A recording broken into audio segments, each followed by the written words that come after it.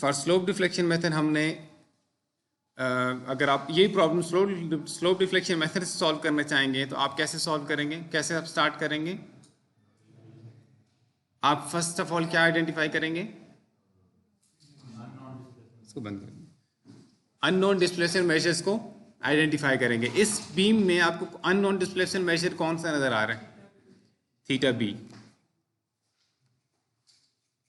Theta B is the unknown displacement measure. इसका मतलब है कि जब हम इसकी नोडल इक्विलिब्रियम इक्वेशंस लिखेंगे तो क्या किस नोड पे इक्वेशन लिखेंगे? बी नोड के ऊपर। और वो नोडल इक्विलिब्रियम इक्वेशन क्या होगी?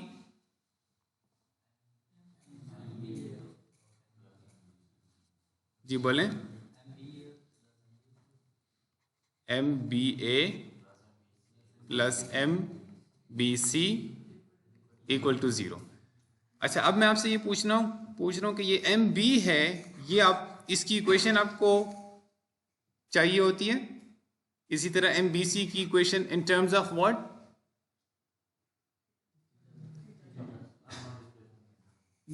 ठीक, in terms of displacement measure, जिसमें कुछ नॉन होंगे कुछ अननोन होंगे, और जो नॉन होंगे उनकी वैल्यू सब्सटीट्यूट हो जाएंगी और जो अननोन होगा वो एज इट इज रहेगा।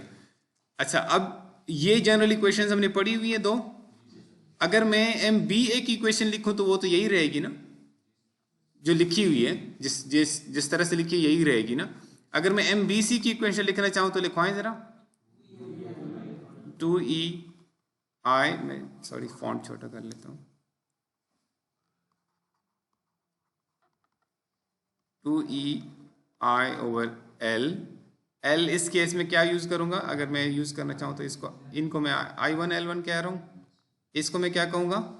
I2 L2, और आगे थीटा बी प्लस, अच्छा सॉरी एक सेकेंड, यहाँ पे क्या लिखेंगे? 2 थीटा बी, ये जो पहला वाला है उसका 2 आता होता है, ठीक है, प्लस थीटा सी माइनस 3, आगे V C minus V B L2, ठीक है। आगे क्या लिखेंगे? क्या लिखेंगे आगे? Plus M B C fixed. All right. और अभी हमने डिस्कस कर लिया कि ये जो दो इक्वेशंस हैं, इन दो इक्वेशंस के अंदर ये दो वैल्यू, ये हमने सब्स्टिट्यूट करना है यहाँ पर, एम बी ए की वैल्यू और एम बी सी की वैल्यू, ऐसा ही है। और हमने डिस्कस किया कि फॉर एग्जांपल इस सिचुएशन में जैसे हम देख रहे हैं, थीटा ए की वैल्यू क्या है? 0 है ना, सब मानते हो? क्यों 0 है? यहाँ पे फिक्स सपोर्ट है। अच्छा, ये टर्म 0 होगी अगर ये डिस्प्लेसमेंट अगर कोई रिलेटिव डिस्प्लेसमेंट ना हो रही हो, एग्री? यहाँ पे ये इंडिविजुअल वैल्यूज भी 0 है, तो यहाँ से रिलेटिव वैल्यूज भी, रिलेटिव डिस्प्लेसमेंट भी 0 होगी इनकी, यानी रिलेटिव सेटलमेंट जिसको आप कहते हैं, या डिफरेंशियल सेटलमेंट। अच्छा, यहाँ तक क्लियर है? अच्छा, यहाँ पे बताओ थीटा सी की वैल्यू 0 और ये 0। अब इनकी मैं इधर रिफाइंड शेप में लिखने जा रहा हूँ एम बी ए और एम बी सी को। देखिएगा जरा, M B A equal to क्या लिखूं? अगर आप जरा क्विकली मुझे लिखवा सके तो क्या लिखूं सॉल्व करके?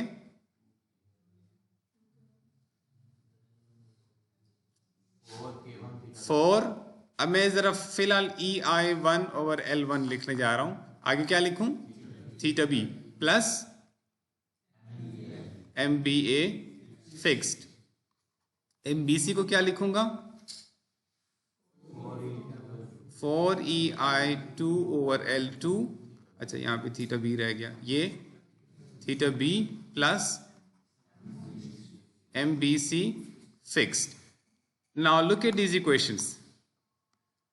They are in terms of a single variable, a single displacement measure, which is theta b. Okay. अगर मैं now let me show you. अच्छा, मैं इससे पहले आपको एक और चीज़ बता दूं जो कि शुरू में बतानी चाहिए, वो ये है कि ये जो आपको टर्म नज़र आ रही है यहाँ से लेके यहाँ तक, अगर आपको, मैं अगेन आपको डेरिवेशन पे लेके जाने जा रहा हूँ, ये वाली देखो, जब हमने स्लोप डिफ्लेक्शन मेथड को डिस्कस किया था तो इन मेंबर इक्वेशंस के अंदर हमने कहा था दैट उस वक्त हमने सिंगल सबस्क्रिप्ट यूज किए थे, लेकिन अगर मैं इनके पूरे सबस्क्रिप्ट लिखूं तो ये इनके सबस्क्रिप्ट ये बन जाएंगे, ठीक है।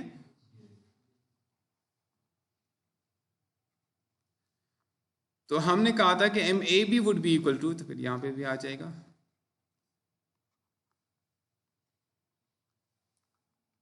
M A B would be equal to M A B fixed plus change in M A B due to these displacement measures.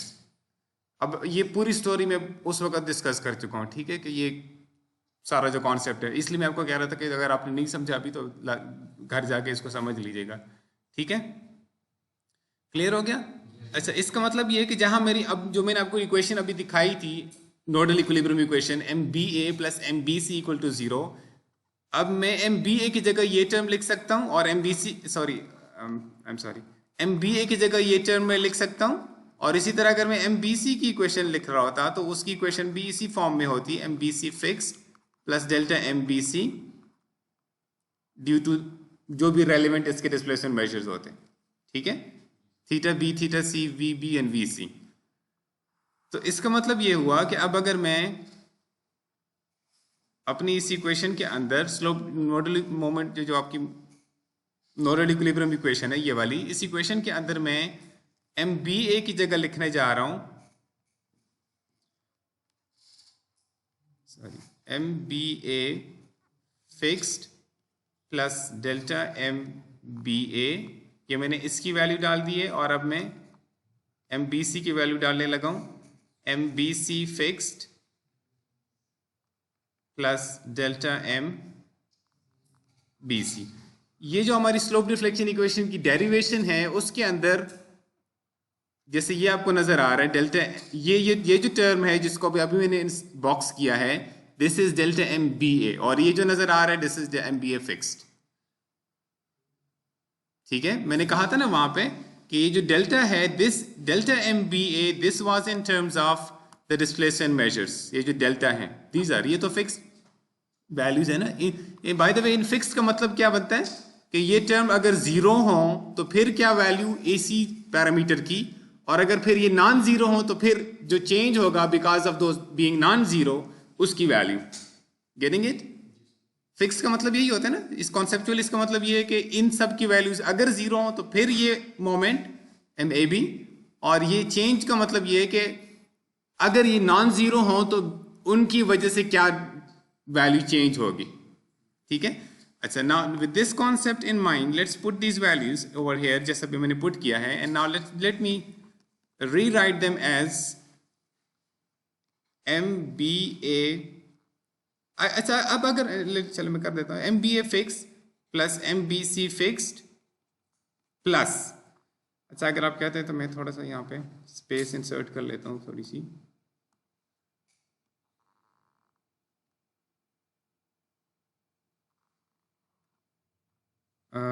Okay, so MB इसी को मैं ऐसे लिखने जा रहा हूँ, M B A fixed plus इस टर्म को इधर लेके जा रहा हूँ, यानी फिक्स को इकट्ठा करने जा रहा हूँ, और जो डेल्टाज हैं उनको इकट्ठा करने जा रहा हूँ, plus delta M B A plus delta M B C equal to 0। ऐसे ही हो।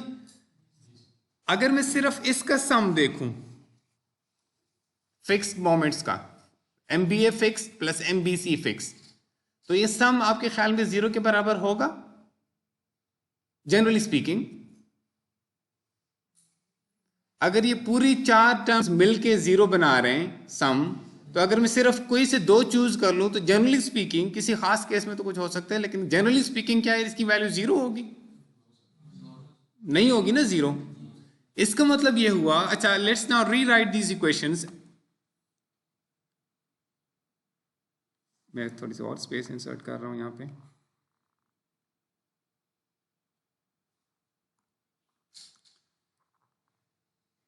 अच्छा इनके सम को अगर हम एक नाम दे दें, ये जो फिक्स्ड एंड मोमेंट्स का सम है, M B A fix plus M B C fix, यानी बी नोड के ऊपर 2 स्पैन्स आ रहे हैं, 2 तरफ है, एक बी ए वाली साइड है, एक बी सी वाली साइड है, उनके अगर हम फिक्स्ड एंड मोमेंट्स के सम को एक नाम दे दें, एम बी नेट, एक नाम दे रहा हूं, यानी इसका मतलब ये है कि हम अगर, मैं आपको मिसाल मैं इसका वजह, इसकी वजह क्यों, मैं नाम की वजह आपको बताने जा रहा हूं। अगर मैं सिर्फ इनको सम कर रहा होता, मैं अपनी असल में इक्विलिब्रियम इक्वेशन क्या है, ये वाली जो आपको नजर आ रही है, अगर मैं इसको आप सूडो इक्विलिब्रियम इक्वेशन कहना चाहें, वैसे ये टेक्निकल टर्म यहां पे नहीं यूज, मैं आपको समझाने के लिए कह रहा हूं कि अगर मैं for example as an initial guess ये कर रहा होता कि इनको सम कर रहा होता, तो इसका आंसर 0 ना बनता, नॉन जीरो आंसर होता। उस नॉन जीरो आंसर को मैं एक नाम दे रहा हूं एम बी नेट। समझ रहे हैं आप? ओके, तो मैंने इसको नाम दे दिया M B net plus delta M B A. मेरा ख्याल है अगर आप अपने पास नोट कर रहे होंगे तो आपके लिए इजी होगा बाद में इसको देखना। हो सकता है कोई चीज़ हो जो आपको नोट करनी हो और आप नोट करना चाहें और बाद में आपको फिर, अच्छा इसी को मैं रीराइट करने जा रहा हूं इसी तरह, delta M B A plus delta M B C equal to minus M B net. इस पे किसी को इतराज है? समझ आ रही है सबको इस यहां तक, इस पॉइंट तक?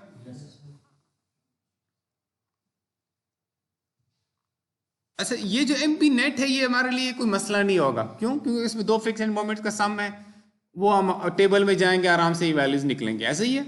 इसका मतलब है this is not something to worry about, ये तो हम बड़े आसानी से कर सकेंगे। द प्रॉब्लम इज नाउ कि ये जो टर्म्स हैं ये कैसे आएंगी। स्लोप डिफ्लेक्शन मेथड के अंदर हम इनकी वैल्यूज, इसकी भी value in terms of theta B put कर लेते हैं, इसकी भी value in terms of theta B put कर लेते हैं, और इक्वेशन बन जाती है जिसको हम सॉल्व कर लेते हैं थीटा बी के लिए, और फिर हम बैक सब्स्टिट्यूट कर लेते हैं इनकी वैल्यूज को इनटू एम ए बी की इक्वेशन में और एम बी ए की इक्वेशन में और एम बी सी की इक्वेशन में, और इस तरह से हमें एंड मोमेंट्स पता चल जाते हैं। Then we proceed with share and shares, और फिर आगे हम सॉल्व कर लेते हैं। यहां पर हम इससे ये प्रोसीजर नहीं करने जा रहे, हम एक और प्रोसीजर से इनको फाइंड करने जा रहे हैं। वो प्रोसीजर है यहाँ पे, यानी यहाँ तक जो मैंने डिस्कस किया ये वही स्लोप डिफ्लेक्शन मेथड ही है ना, कोई नई चीज तो नहीं है इसमें। अब इसके अंदर मैं नेक्स्ट जो प्रोसीजर डिस्कस करने जा रहा हूँ, ये अब स्लोप डिफ्लेक्शन मेथड से हम थोड़ा सा हट के एक मेथड डेवलप करने जा रहे हैं। वो मेथड अब देखिएगा जरा, ग्राफिकली भी इसको समझिएगा कि अगर हम ग्राफिकली से बनाते फिगर की फॉर्म में, अगर ये एंड असल में ये जॉइंट बी है, इस तरफ हमारा ए है और इस तरफ हमारा सी है, तो अगर हम इस जॉइंट की फ्री बॉडी डायग्राम देखें तो इसकी फ्री बॉडी डायग्राम में कंप्लीट फ्री बॉडी डायग्राम नहीं, सिर्फ एक पार्ट उसका, अच्छा नहीं बल्कि कंप्लीट है, ये भी कंप्लीट है। देखें अगर हम इसको आपने जो अभी तक पढ़ा है वो कैसे आप ड्रॉ करते हैं बी की फ्री बॉडी डायग्राम, ऐसे ये आपने सपोर्ट शो कर दी और यहां पे क्या शो करेंगे, मोमेंट्स, सॉरी ये क्लॉकवाइज इस नोड है ना, एक्टिंग ऑन द नोड, तो इसको आप शो करते हैं एम बी सी और इसको क्या शो करते हैं एम बी ए।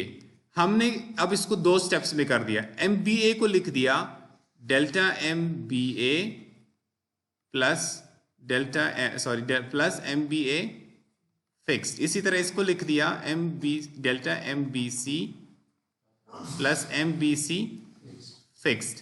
अच्छा, ये जो फिक्स है ये वाला और इसका सम हमने एक और नाम दे दिया इसको, जिसको हमने एम बी नेट कह दिया, उसको हमने अलग से शो कर दिया यहां पे, और जो डेल्टाज वाले रह गए उनको हमने अलग से शो कर दिया, डेल्टा एम बी ए और डेल्टा एम बी सी।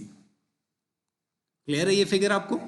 ये फिगर यहां तक आप ये जो आपको मैं इस बॉक्स में इनक्लोज कर रहा हूं, बल्कि यहां तक आ जाना चाहिए, ये फ्री बॉडी डायग्राम है पूरी इस नोड की।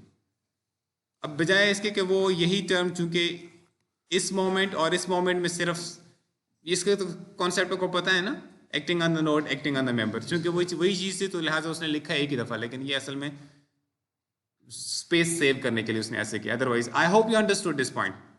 क्लियर है ये? Okay, now next point is कि अगर आप this is the most important point, अगर आप एम बी ए का, अगर मैं यहां पे लिखना चाहूं, बल्कि मैं लिख देता हूं यहां पे, इसको ज़रा देखिएगा, this is delta M B A, यही है ना, और ये क्या है, डेल्टा एम बी सी।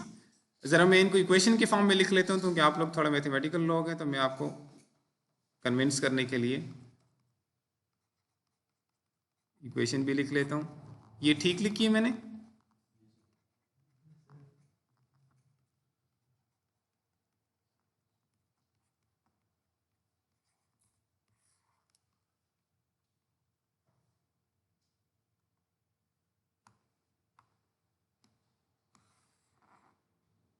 अच्छा, अगर मैं इनकी वैल्यूज, अब ये बल्कि ये स्टेप भी स्लोप डिफ्लेक्शन मेथड की तरह हो जाएगा जो अभी मैं करने जा रहा हूं। अगर मैं इनकी वैल्यूज यहां सब्स्टिट्यूट कर दूं, जैसे जैसे मैं अभी करने लगा हूं,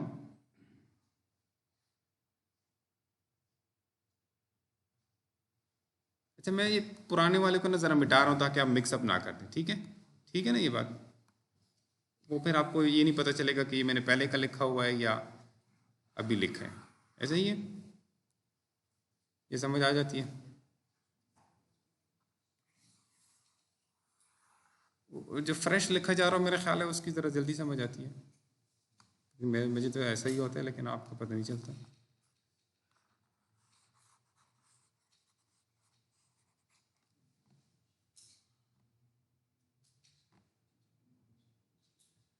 okay, so now let's put these values over here. किस कौन सी वैल्यूज, इसकी वैल्यू, इसकी वैल्यू और इसकी वैल्यू मैं सब्स्टिट्यूट करने जा रहा हूं यहां पे, यहां से, इन दो इक्वेशन से, ठीक हो गया। यहां से ना, सब यहां से क्यों नहीं कर रहे, ये तो डेल्टा एम बी ए और ये पूरा एम बी है ना, इसका सिर्फ ये जो पार्ट है this is delta M B A, इसलिए मैंने इसको अलग से लिख दिया ताकि आपको इक्वेशन में पता चले, ठीक हो गया। पुट कर दूं value, so for E I 1/L1 times theta B, ये मैंने किस चीज की वैल्यू पुट कर दी है, डेल्टा एम बी ए की, plus delta M B C की value 4EI 2/L2 times theta B, और आगे माइनस एम बी नेट, ठीक है, ये क्लियर नजर आ रहा है आपको? ओके, अब आप थीटा बी के लिए सॉल्व कर सकते हैं इसको। Okay, so let's do it, आसान है, यहां तक भी अगेन वही प्रोसीजर है जो स्लोप डिफ्लेक्शन मेथड में आप करते आ रहे हैं। Okay, so MB would be equal, so theta B would be equal to 1/4EI 1/L1 plus 4EI 2/L2, ऐसे ही होगा, times minus MB net. Clear है ये? इसमें किसी को कोई कंफ्यूजन हो तो बताएं। इस थीटा बी की वैल्यू अब मैं अगर यहां पुट कर दूं और यहां, एग्री, तो अगर इक्वेशन को देखिएगा फिर मैं लिखे आगे लेके जाना, delta M B A was equal to 4EI 1/L1 times theta B, तो अब मैं इनकी वैल्यू यहां पुट करने जा रहा हूं, सो डेल्टा एम बी ए, इसकी वैल्यू थी 4EI 1/L1 times theta B, और मैं सब्स्टिट्यूट करने जा रहा हूं इस थीटा बी को यहां से, ठीक हो गया।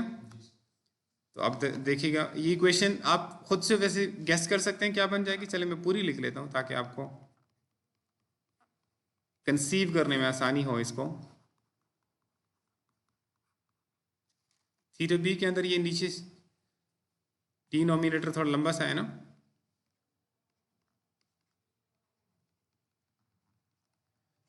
ये वैसे अच्छी बात नहीं है यार, आप लोग लिख नहीं रहे हो अभी भी।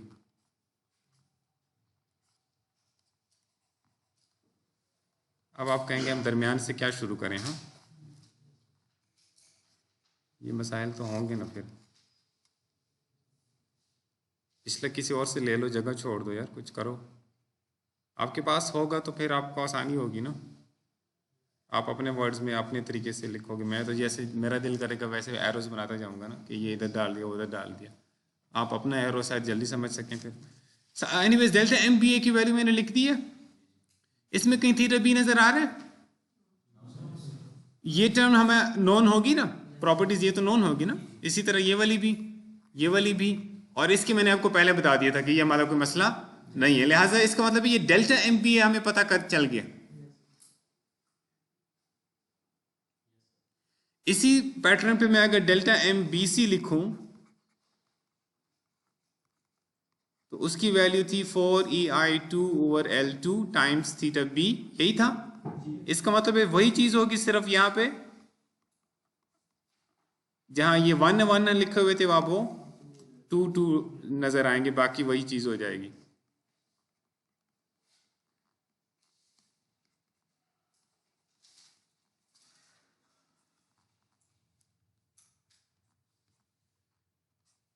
ये जो मैं कर रहा हूं ना, ये किताब में नहीं इस तरह से लिखा हुआ बड़ा, जिस तरह से मैं आपको समझा रहा हूं। किताब में वो 2-4 लाइनें लिखी हुई हैं, आप देख लेंगे उसको।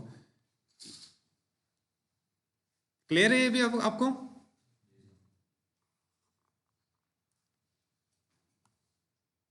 आप कह रहे थे स्टेप्स बना दे, चलो मैं स्टेप्स भी कुछ कोशिश कर लेता हूँ बनाने की। ये मैंने इधर सब्स्टिट्यूट कर दिया।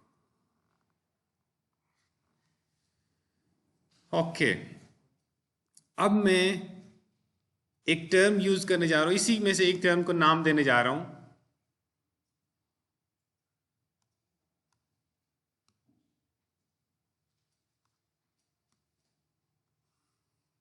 इसको मैं कहने जा रहा हूं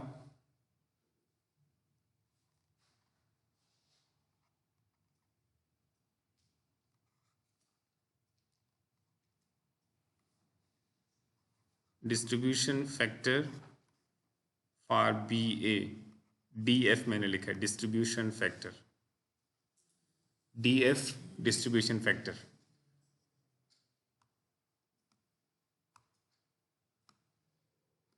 और इसको मैं कहने जा रहा हूं डी एफ बी सी। ठीक हो गया? तो मैं कह सकता हूं कि delta M B A is equal to distribution factor of for B A, sorry, times minus M B net. और similarly delta M B C equal to distribution factor for B C times minus M B net. Clear? Alright, we are almost done. लेकिन हमने अभी, तो मैं इसको भी clean कर लेता हूँ जो मैंने पहले, ये स्टेप्स हमने कर लिए हैं जब।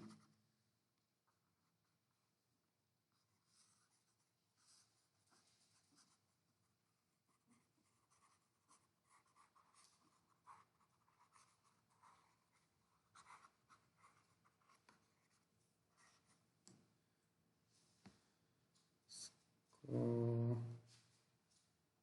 भी मिटा देते हैं, चलिए।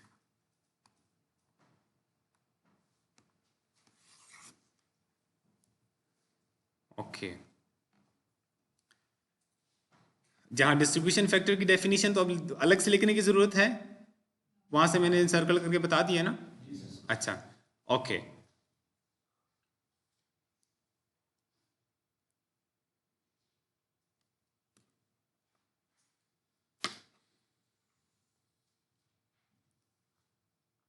अब मैं आपको दोबारा से रिकॉल करवा रहा हूँ, वैसे तो मैंने ऊपर लिखा हुआ है लेकिन मैं रिकॉल करवाने के लिए कह रहा हूँ। एम बी ए क्या किसके इक्वल था? शुरू में जब हमने स्टार्ट किया, दो चीज़ों का सम था,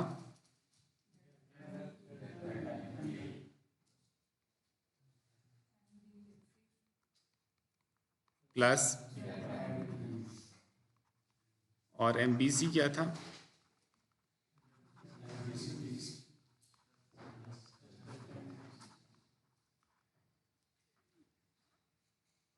हमने इस वक्त जो चीज फाइंड की है, एक ये फाइंड कर लिया और एक ये फाइंड कर लिया, ऐसा ही है, और इसका तो मसला ही कोई नहीं होता ना। ओके, अच्छा मजे की बात देखो जरा, हमने how useful this equation is कि हमने डेल्टा एम बी ए को भी, मैं आपको चलो बोलने से पहले लिख देता हूँ तो फिर आप आसान समझेंगे, M B A fixed plus this thing, और ये डिस्ट्रीब्यूशन फैक्टर के अंदर सिर्फ ई आई और एल्स यही है, और एम बी नेट क्या था? M B A fixed plus M B C fixed, यही था ना।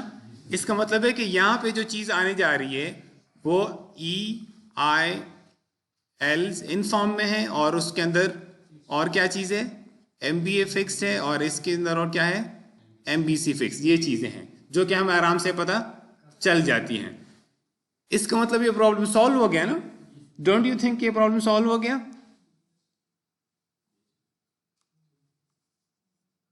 मतलब एमबीए तो हमें पता चल गया, इसी तरह एमबीसी भी पता चल जाएगा ना, जैसे मैंने अभी ये लिख दिया।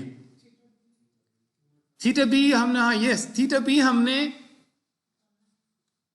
वैसे थीटा बी से हमारा क्या लेना देना, अनलेस कि हमें स्पेशली उसी को करना हो। अगर मैं आपसे कहूं कि शेयर फोर्स डायग्राम बनानी है, बेंडिंग मोमेंट डायग्राम बनानी है, तो आप एंड मोमेंट्स निकाल के, एंड शेयर्स निकाल के bending moment diagram, shear force diagram बना सकते हैं ना।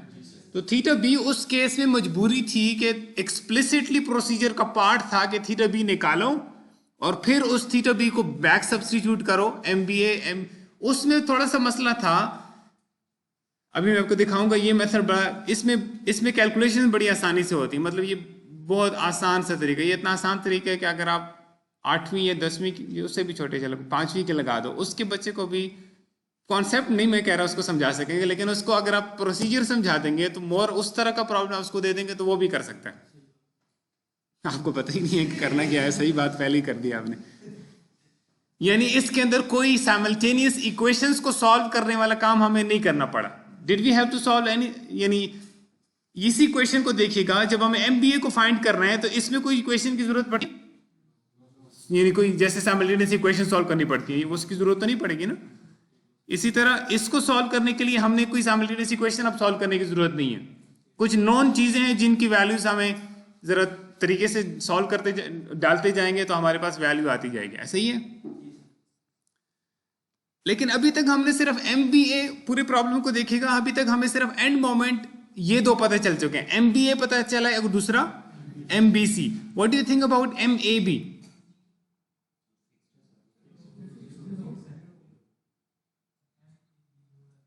अच्छा, जैसे मैंने कहा था कि एम, जैसे मैंने इसको कहा, लेट मी शो यू, मैंने आपको कहा ये बात कही है यार, कहां चला गया? अच्छा मैंने ये, जैसे मैंने कहा है कि डेल्टा एम, जिससे सॉरी एमबीए कुछ जगह हम ये लिख सकते हैं, ऐसे ही है ना। इसी तरह अगर मैं, आप यकीन करेंगे तो मैं लिख लेता हूं एम ए बी भी इसी फॉर्म में लिखा जा सकता है ना, M A B fix plus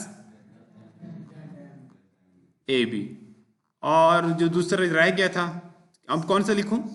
M C B equal to M C B fixed plus delta M C B. आप कह रहे हैं वो तो फिक्स्ड है, मैं कहता हूं फिक्स्ड है, लेकिन उस फिक्स होने से आपको ये चीज तो पता चल जाएगी, ये टर्म, इसकी तो आपने बात अभी नहीं की है, उसका एक एंड फिक्स है, दूसरा एंड तो फिक्स नहीं है ना। अगर दूसरा एंड भी फिक्स होता तो फिर तो इसका आंसर यही होता जो आपको नजर आ रहा है, लेकिन चूंकि उसका दूसरा एंड फिक्स नहीं है, लिहाजा उसके अंदर भी चेंज आएगा due to theta A, theta B, V A, V B, जो डिस्प्लेसमेंट मेजर्स हैं, जो नॉर्मल हमारी इक्वेशन की फॉर्म है, जैसे हमने ऊपर लिखा था। एग्री? इसका मतलब यह है कि हमें इसको भी इक्वेशन देखने की जरूरत है कि इसकी इक्वेशन क्या है। Agree? So the next step is, इसी तरह यहां पर भी हम यही करने जा रहे हैं कि हम इसको जरा देखें। आपके ख्याल में तो आप अगर गेस कर सकते हैं कि ये किस डिस्प्लेसमेंट मेजर जो कि हमें, चलो तो आपको वैसे ही पता चल जाएगा, आपके ख्याल में ये किस फॉर्म में आएगा?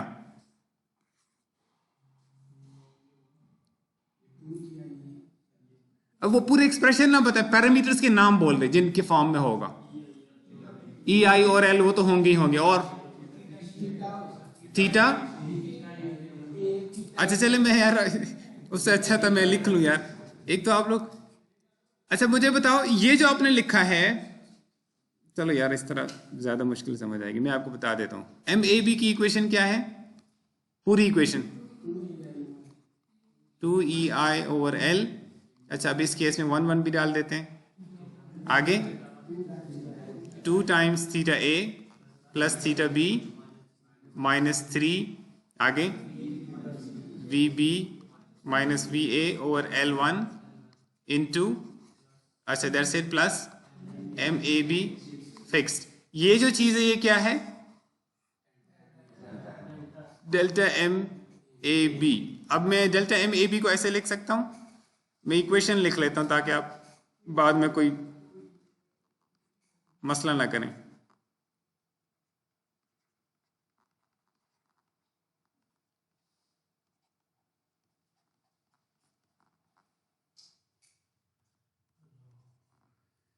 इसके अंदर कोई चीजें नॉन है, कुछ अननोन है ना? बताओ। What about this? What about this? तो मैं क्या लिख सकता हूं?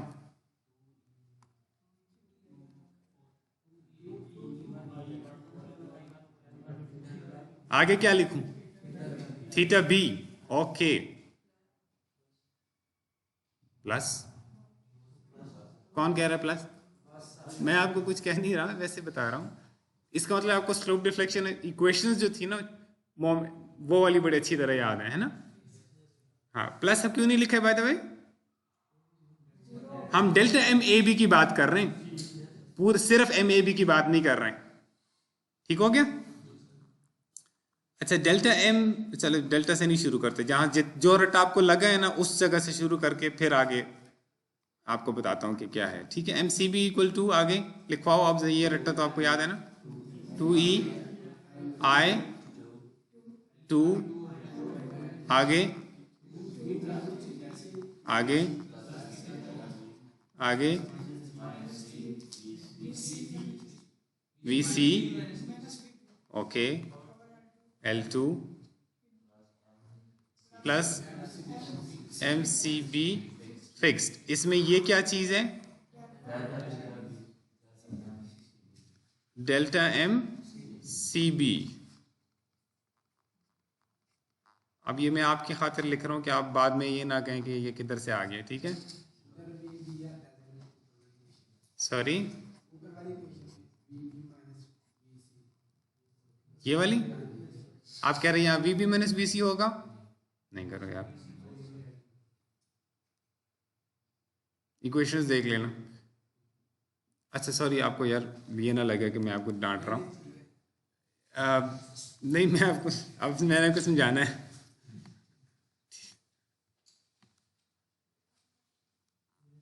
यहाँ VB माइनस VA लिखा हुआ है, हालांकि ये AB की एक्सप्रेशन है और ये BA की है, फिर भी यही लिखा हुआ है ना। यानी जो चीज़ लिखी हुई है वो दोनों में एक ही लिखी, चाहे VAB के लिए या BA के लिए। ठीक है, ओके, थैंक यू। अच्छा सॉरी, नीचे आ गए।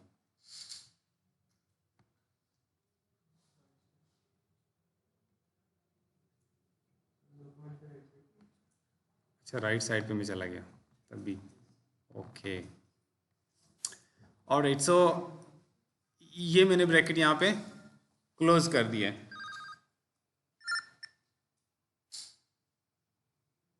हेलो,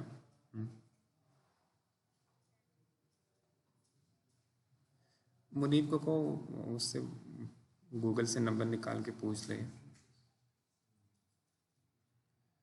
मैं अभी क्लास में होमवर्क कर लेता हूँ।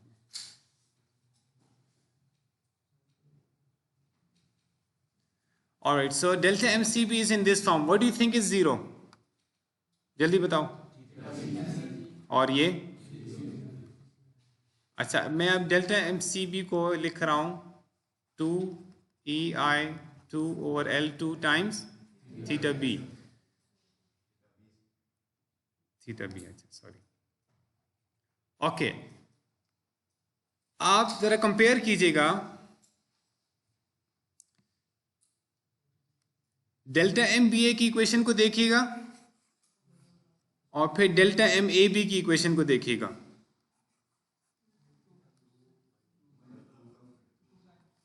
क्या डिफरेंस है? अगर मैं आपसे ये कहूं कि delta M A B is equal to what times delta M A B कह रहा हूं इज इक्वल टू, हमें इस वक्त क्या चीज पता चल चुकी थी? डेल्टा एम बी ए और डेल्टा एम बी सी। तो ये हमारे नॉन है, बाकी जो अननोन है उनको अब हम इसकी फॉर्म में लेके जाने लगे। सो इसका मतलब है अब delta M A B is equal to 2 अगर वहां लिखा हुआ है और वहां 4 लिखा हुआ है, इसका मतलब है कि this is how much? Half of delta M B A. यार क्या हो गया? यही होगा ना? वैसे बी सी के लिए इस केस में ठीक है, बट जनरली अब हम इसको इसी तरह लेके चलेंगे, ठीक है? इन वैल्यूज तो ठीक है, आप सही कह रहे हैं, लेकिन sorry no, that's not true, क्योंकि यहाँ I1 और L1 है, यहाँ भी I1 और L1 है, उसमें दूसरे वाले में तो I2 और L2 है ना। हो सकता है वो डिफरेंट हो किसी सिचुएशन में। ऑलराइट, इसकी तरह आप इसको देखिएगा, इसको मैं क्या लिख सकता हूं? Half delta M B C. So इसका मतलब ये हुआ कि अगर हम यहां पे आ जाएं, लुक एट दिस, मैंने इनको, ये पिछले वाले को यार मैं मिटाने लगा हूं, फिर मेरे ख्याल से मैंने, तो ये कंफ्यूजिंग हो गया थोड़ा सा। ये मैंने पिछले वाला लिखा है ना, आपको क्या पता पिछले वाले क्या लिखा था?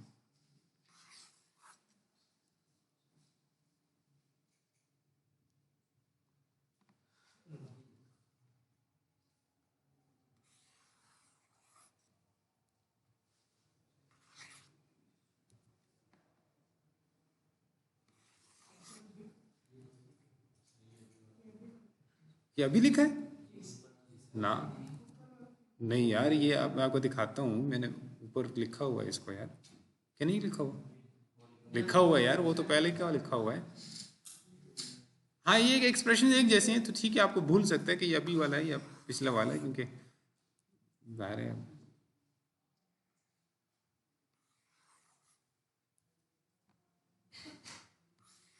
पिछली दफ़ा लगता है ज़्यादा ही मैंने, असल में वो ऑनलाइन था ना, तो वो उसमें बहुत ज़्यादा टाइम लग जाता है करने में।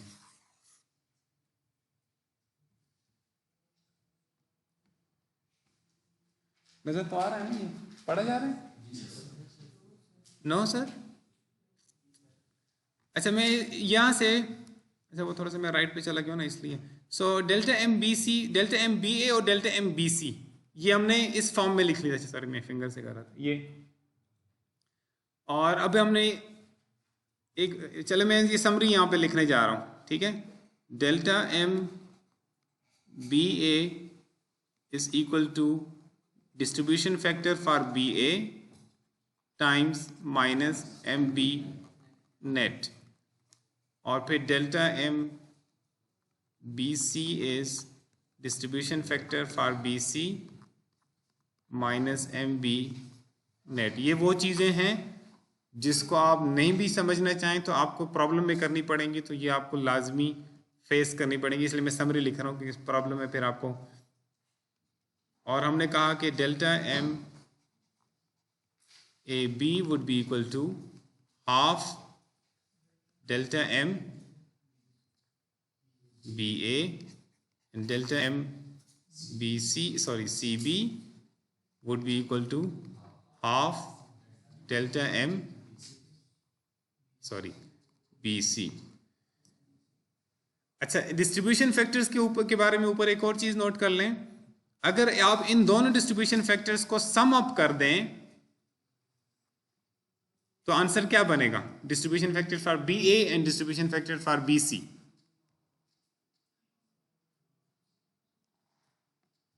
क्या आंसर बनेगा? 0।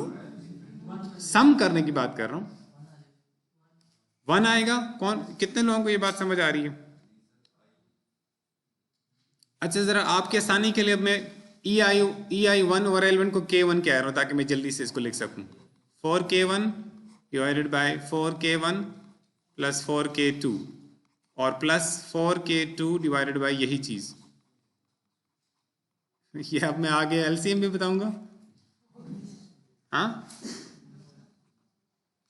जो ऊपर लिखा हुआ वो नीचे आ जाएगा ना। इसका आंसर 1 बनता है ना? शुक्र है।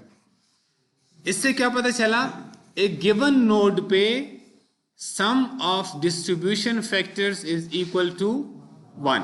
तो अगर आप डिस्ट्रीब्यूशन फैक्टर एक के लिए कैलकुलेट कर दें और दूसरे के लिए भी कैलकुलेट कर दें, फिर आप डबल चेक करने के लिए उनका सम देख लें। मसलन अगर एक डिस्ट्रीब्यूशन फैक्टर BA का आंसर अगर 0.4 आ गया तो डिस्ट्रीब्यूशन फैक्टर फॉर BC का आंसर क्या आना चाहिए? 0.6। तो फिर तीनों पे मसलन एक 0.2 आ गया, दूसरा 0.6 आ गया, तो अगला क्या आना चाहिए? चाहे 100 डिस्ट्रीब्यूशन फैक्टर्स हो जाएं, उनका सम 1 रहेगा।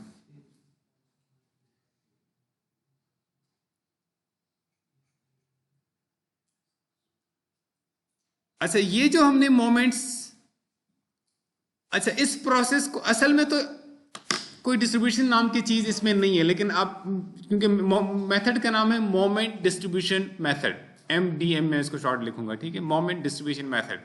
असल में कोई नाम डिस्ट्रीब्यूशन के नाम से कोई चीज नहीं है इसके अंदर, लेकिन अगर अब सर क्विकली मैं आपको ये एक मिनट के अंदर शायद ये समरी बताने जा रहा हूं। बेसिकली वही स्लोप डिफ्लेक्शन मेथड है। ये भी हमने थीटा बी को एलिमिनेट कर दिया, थीटा बी की जगह पे हमने डेल्टा MBA और डेल्टा MBC को फाइंड कर दिया। जो एंड्स वहां पे इंसिडेंट थे बी पे ऊपर, BA और BC, उनके डेल्टा MBA डेल्टा MBC को हमने in terms of theta B find किया, और फिर उसके बाद हमने in terms of MB net लिख लिया इनको। यानी हमने स्लोप डिफ्लेक्शन मेथड में अब क्या करते हैं, ये in terms of theta B रहते हैं, हम थीटा बी को एक्सप्लिसिटली यानी न्यूमेरिकल वैल्यू एक्सट्रैक्ट करके फिर उसको वापस सब्स्टिट्यूट करते हैं। यहां हमने क्या किया, यहां हमने थीटा बी की वैल्यू सब्स्टिट्यूट फाइंड की है, पहले ऐसे ही किया, थीटा बी की वैल्यू फाइंड करके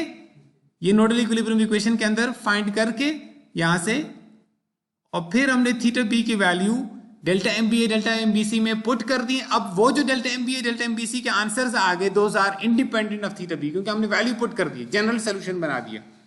अब वो जो सोल्यूशन था उसका एक फॉर्मेट नजर आ गया हमें कि इनके डिनोमिनेटर्स एक जैसे हैं।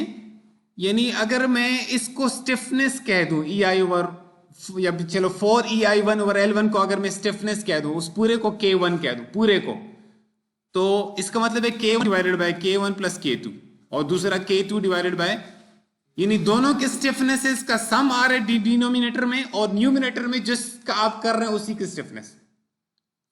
तो ये ऐसा हुआ। अब आप जरा डिस्ट्रीब्यूशन का वर्ड, आपके मेथड में जो डिस्ट्रीब्यूशन का वर्ड है, ये ऐसा हुआ कि वो जो अनबैलेंस्ड मोमेंट था, sum of fixed end moments, MBA plus MBA fix, जिसको हम MB नेट कह दिया, उसको हमने डिस्ट्रीब्यूट किया between BA and BC by corresponding to their distribution factors. असल में वही मेथड चल रहा है।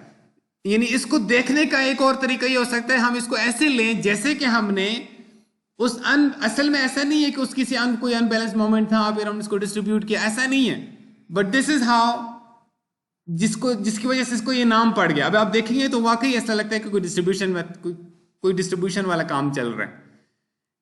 यानी उसी MB नेट के फॉर्म में हमने लिखा, तो जो साथ में फ्रैक्शन एक अटैच था उसको हम एक नाम दे दिया, डिस्ट्रीब्यूशन फैक्टर। ठीक है, यानी ये मेथड बेस में असल में ये स्लोप डिफ्लेक्शन मेथड है, लेकिन उसके लिए उसको एक डिफरेंट वे में, कैलकुलेशंस को एक डिफरेंट वे में कर रहे हैं। ठीक, इसलिए आप देखेंगे कि इसके अंदर भी आपको इस मेथड में भी आपको पहले फिक्स्ड एंड मोमेंट्स निकालने पड़ेंगे, फिक्स्ड एंड मोमेंट्स निकाल के फिर ये जो कांस्टेंट्स नजर आ रहे हैं ये वहां भी यूज होते थे, लेकिन वहां पे हम इनको कोई स्पेशल नाम नहीं देते थे, बस कभी कभी K1 या K2 की टर्म यूज कर लेते थे, या K या K3 इस तरह की, लेकिन हम नॉर्मली इसको एज इट इज रख लेते थे। यहां पे अब हमने इसको फॉर्मलाइज कर दिया, हमने इसको कोई ना कोई नाम दे देना है, ठीक है। समटाइम्स इस पूरे को K1 कह देते हैं, लेकिन नॉर्मली मैं आपको सजेस्ट करूंगा आप इसको नाम ना दें अभी, बस 4EI/L इस तरह से याद रखें इसको। इस पर्टिकुलर सिचुएशन में सिर्फ आपको रिमाइंड कराने के लिए, क्योंकि आगे जो हम करने जा रहे हैं तो आपको सिचुएशन तो डिफरेंट हो सकती है। यहां पे जितनी डिस्कशन हुई है, इस सारी डिस्कशन में सिर्फ जो B नोड है वो फ्री नोड था, सिर्फ वो नोड, उस नोड के ऊपर एक अननोन डिस्प्लेसमेंट मेजर था।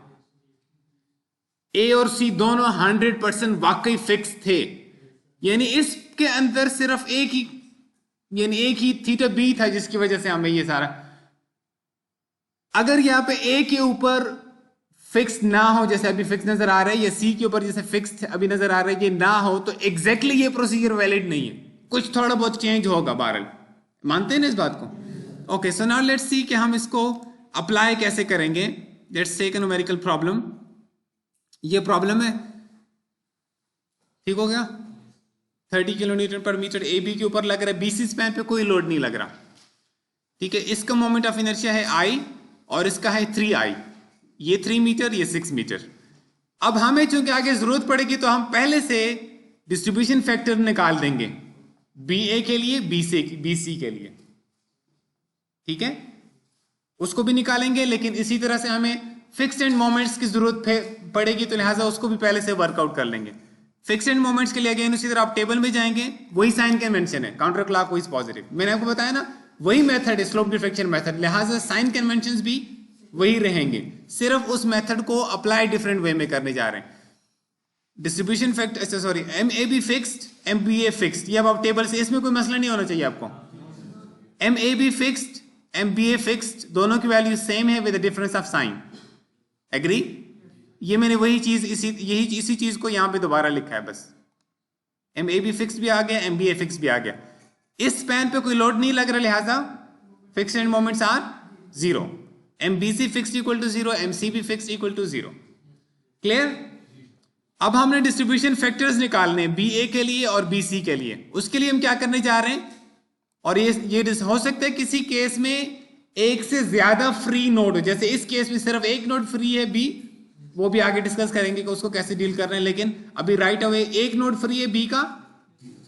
अच्छा, तो उस नोड, जो नोड फ्री है उसी नोड पे आपको डिस्ट्रीब्यूशन फैक्टर्स की जरूरत पड़ेगी ना। सो नोड B के ऊपर 2 मेंबर्स कनेक्टेड है। अब मैं थोड़ा सा आपको इसका फॉर्मेट बदलने जा रहा हूं, ये इक्वेशन अभी मैं ये आपको समझा सकता हूं यहाँ पे, लेकिन मैं चाह रहा हूं आप इसके बजाय based on my previous experience में आपको थोड़ा सा इसके अंदर डिफरेंट वे में ये करके देने जा रहा हूं।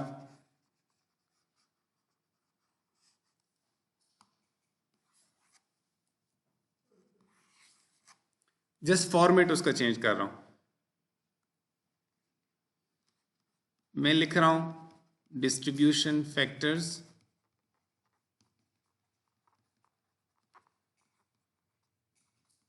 फॉर नोड B, ठीक है। और नोड B पे मेंबर्स कौन कौन से कनेक्टेड हैं, यानी कौन कौन से एंड मोमेंट्स उससे रिलेटेड हैं, BA और BC। तो मैं इसको ऐसे लिख देता हूं, distribution factor for BA is equal to, चलो मैं ऊपर हेडिंग डाल दी तो मैं इसको ऐसे, distribution factor for BA is equal to 4EI1/L1 divided by I1/L1 plus 4EI2/L2। अच्छा, मेरा फोकस इस वक्त कॉन्सेप्ट के ऊपर है, ठीक है। आप अपने तरफ से कोई आसान मेथड निकालना चाहें बाद में, जिससे कैलकुलेशन आसानी से जल्दी से हो जाए करें, मुझे इस पर कोई एतराज़ नहीं है, ठीक है। लेकिन मैं इस वक्त आपको जो कॉन्सेप्ट पे फोकस कर रहा हूँ, इसलिए मैंने पूरा लिख दिया ताकि आप कंफ्यूज ना करें इसको। 4E, अब मैं देखता हूं I1 की वैल्यू क्या है। फर्स्ट स्पैन की वैल्यू को हमने सिंपली I कहा हुआ है, ये ऐसे ही है, तो मैं यहां पे I लिख रहा हूं। अच्छा, L1 कितना है, 3 मीटर, तो मैं यहां पे 3 लिख लेता हूं, और आगे क्या लिखूंगा, यही चीज प्लस I2 को हमने यहाँ पे कह दिया हुआ है 3 times I of this span. ठीक हो गया? सॉरी, इसको मैं कहूँगा 3I डिवाइडेड बाय इसकी लेंथ L2 6 मीटर 6। अब आप इसको सिंप्लीफाई खुद कर सकते हैं। E इसमें वैसे ही एलिमिनेट हो जाएगा और I भी एलिमिनेट हो सकता है। अब आप देखिएगा 4/3 डिवाइडेड बाय, अब आप बेहतर है कि आप इसको कैलकुलेटर ही इस्तेमाल करें अपना, तो 4/3 प्लस 12/6। ठीक है, इसका आंसर बताइएगा जरा।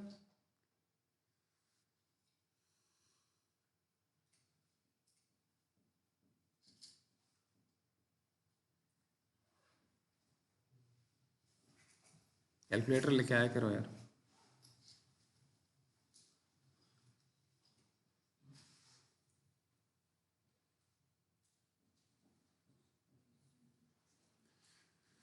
मोबाइल वाला काम छोड़ दो यार, कैलकुलेटर रख लिया करो। मैं टीचर होके भी यहाँ रखता होता हूँ कैलकुलेटर।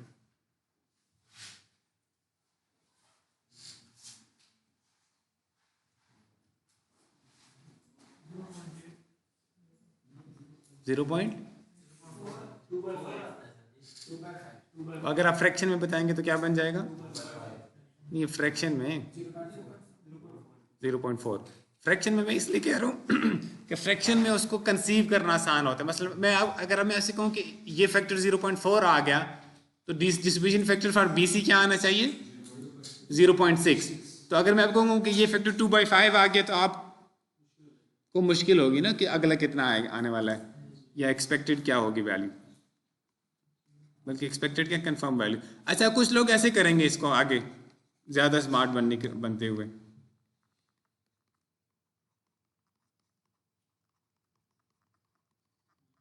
मैंने निकाल दिया। इसमें मसला और कोई नहीं है। अगर आपको यहाँ पे अगर आप बहुत ज़्यादा कॉन्फिडेंट है कि ये मैंने ठीक निकाला है तो ठीक है, फिर आप इस तरह कर लें। लेकिन बेहतर तरीका ये है कि आप इसको भी कैलकुलेट कर लें और फिर आप दोनों को, ये जो इक्वेशन अभी आप यूज़ करने जा रहे हैं इसको चेक के तौर पे यूज़ कर दें, सम करके देख लें। ठीक है, तो मैं आपको जी, इसका मतलब आपने कोई मिस्टेक की है।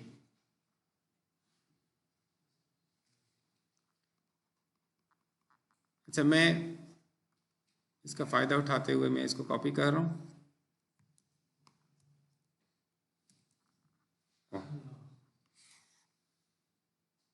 ज़्यादा ही नीचे चला गया।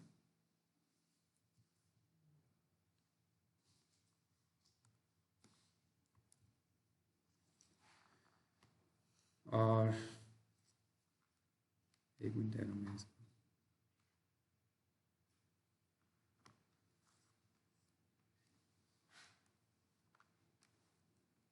ये 2 हो जाएगा, ये 2 हो जाएगा। ठीक है, अब आप खुद से दोबारा से वैल्यूज उसी तरह इंसर्ट करके कंफर्म करें कि आंसर 0.6 आता है घर जाके। ठीक है, अब आपको फिर कंफर्म हो जाएगा कि आंसर 0.6 आ रहा है। लिहाजा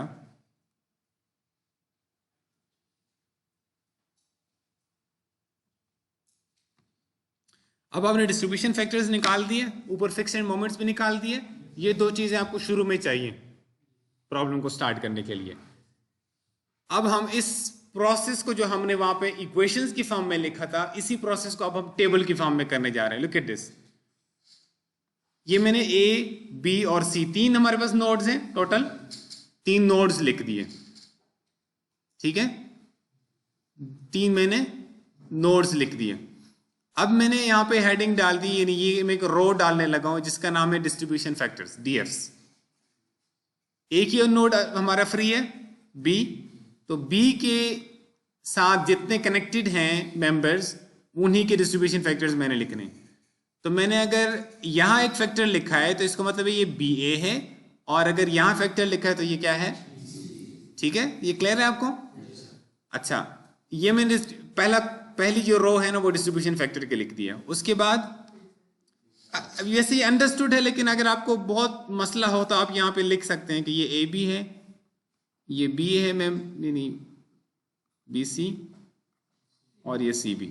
अगर आपको लग रहा हो कि मुझे ज़रूरत है, वैसे मेरे ख्याल से ज़रूरत नहीं होनी चाहिए इसकी, ठीक है, वैसे अंडरस्टूड है ये चीज़। अच्छा, उसके बाद मैंने शुरू कर दिया फिक्स्ड एंड मोमेंट्स। अब आप ज़रा रिकॉल कीजिएगा मैंने क्या कहा था। मसलन कोई भी मोमेंट है, हमने कहा था it would be equal to that fixed moment plus change in that moment, ठीक है। मैं आई जे लिख देता हूँ ताकि आप जो भी इसको नाम देना चाहें बाद में, ठीक है, ए बी बी सी जो भी सबके लिए वैलिड है ये बात। अब हम पहली चीज लिखने जा रहे हैं फिक्स्ड एंड मोमेंट वाली, ये वाली, ठीक है। अच्छा, फिक्स्ड एंड मोमेंट्स वही मैंने जस्ट इनलिस्ट कर दिया, ये लिखा, वही कन्वेंशन है, साइन कन्वेंशन वही है। क्लियर है, इसमें कोई कंफ्यूजन? नेक्स्ट स्टेप में मैं डेल्टा एम्स कैलकुलेट करने जा रहा हूं। तो मैं पहले डेल्टा एम बी सी और डेल्टा एम बी ए और delta M B C calculate करूंगा, और बाकी फिर मुझे पता है हाफ हाफ करके निकल आएंगे। ठीक हो गया, ये बात क्लियर है आपको? अच्छा, उसका प्रोसीजर क्या था जरा देखिएगा। हमने कहा था डेल्टा एम, अच्छा अब चलो देखने से पहले आप बता सकते हैं डेल्टा एम बी ए हमने किस तरह लिखा? Distribution factor times minus M B net, और एम बी नेट क्या है?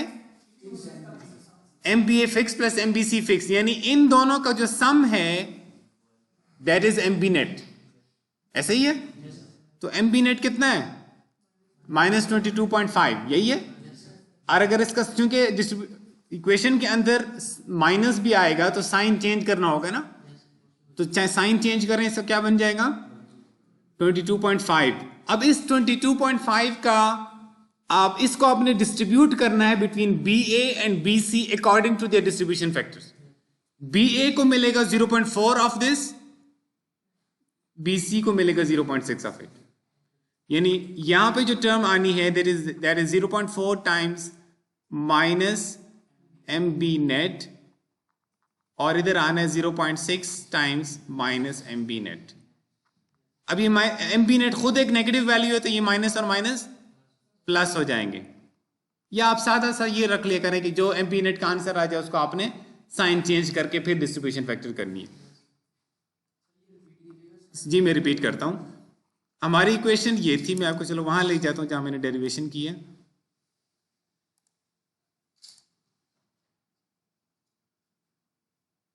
ये डेल्टा एम बी ए क्या है? Distribution factor for B A times minus M B net, यही है। अब एम बी नेट क्या चीज है? बोले sum of fix end moments कौन कौन से? M B A and B C. So M B A fix plus M B C fix. वो आंसर हमारे केस में क्या बन रहा था?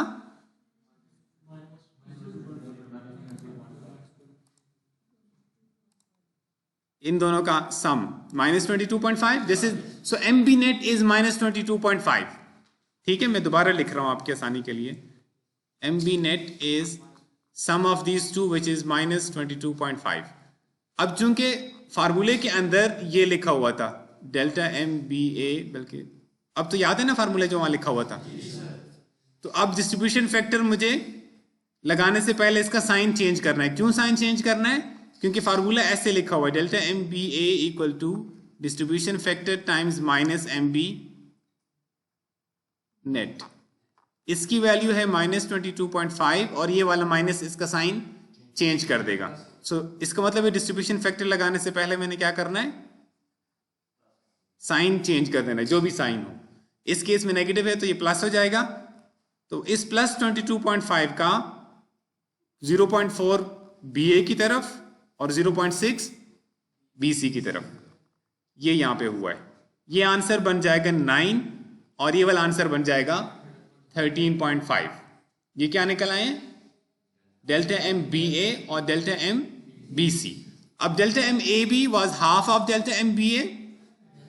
अगर ये 9 निकला है तो ये कितना होगा? 4.5। सेम साइन के साथ, सेम साइन है ना, दोनों के सेम साइन है।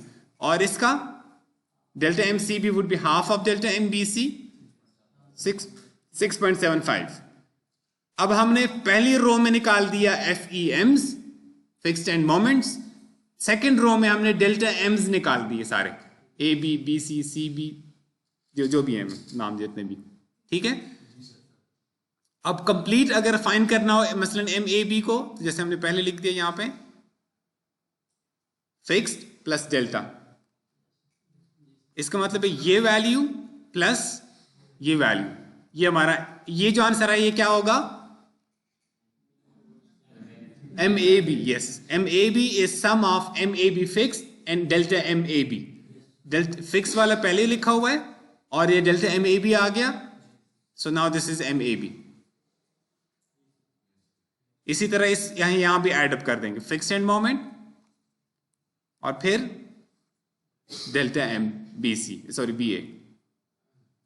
ये मान जाएगा -13.5, -22.5 और 9 -13.5. ये वाला कितना बना था? 22.5 और 4.5, 27. और ये 0 प्लस 13.5, ठीक हो गया. और ये 0 प्लस 6.75. क्लियर हो गया. अब एंड मोमेंट्स आ गए आपके पास. एंड मोमेंट्स आ गए तो आगे प्रोसेस आसान है ना. एंड शियर्स अब आप इक्विलिब्रियम मेथड ही यूज कर सकेंगे, क्योंकि आपने इक्वेशंस तो कहीं नहीं लिखी ना. हमने कहीं भी इक्वेशन लिखी है MAB = 2EI/L, कुछ लिखा है सर? उसको हमने जस्ट डिफरेंट वे में कैलकुलेट किया. क्लियर हो गया. अब आप एंड मोमेंट्स को, अब ये प्लस आ गया, इसका मतलब है ये कौन सा होगा? Anti clockwise. और ये नेगेटिव आया है तो ये क्लॉकवाइज. सिमिलरली एंड शियर्स आप निकाल सकते हो ना. और ये आगे ये भी उसी तरह से है, फिर रिएक्शंस निकालना ये उसी तरह रह जाएगा, ये दोनों का सम हो जाएगा. और ये उसी तरह से, इसकी डायरेक्शन भी ज़रा देखिएगा, ये नेगेटिव निकला है. अब इसकी कैलकुलेशन तो मेरा ख्याल है आपको करने की जरूरत नहीं होनी चाहिए ना, मुझे समझाने की जरूरत नहीं होनी चाहिए, आपको तो करनी पड़ेगी ना. ठीक है. इसके बाद अगर मैं आपसे कहूँ कि शेयर फोर्स डायग्राम ड्रॉ कर दें, बेंडिंग मोमेंट डायग्राम ड्रॉ कर देंगे, तो कर दोगे ड्रॉ? हो जाएगा. अच्छा, कुछ सवाल आपने पूछना हो? जीरो कौन सा? ये वाला? ये हमने, ये टर्म क्या चीज, जीरो जो आप कह रहे हो ये क्या है बेसिकली, आपको पता है इसका? आप उसको बोल रहे थे ना ताकि उसको समझ आ जाए. जी बिल्कुल बोले. फिक्स्ड एंड मोमेंट कौन सा वाला? यानी MBC फिक्स्ड. MBC fix. और MBC फिक्स्ड हमने यहां निकाला हुआ है. ये क्यों जीरो है? क्योंकि इस पे कोई लोड नहीं है. क्लियर. और कोई सवाल?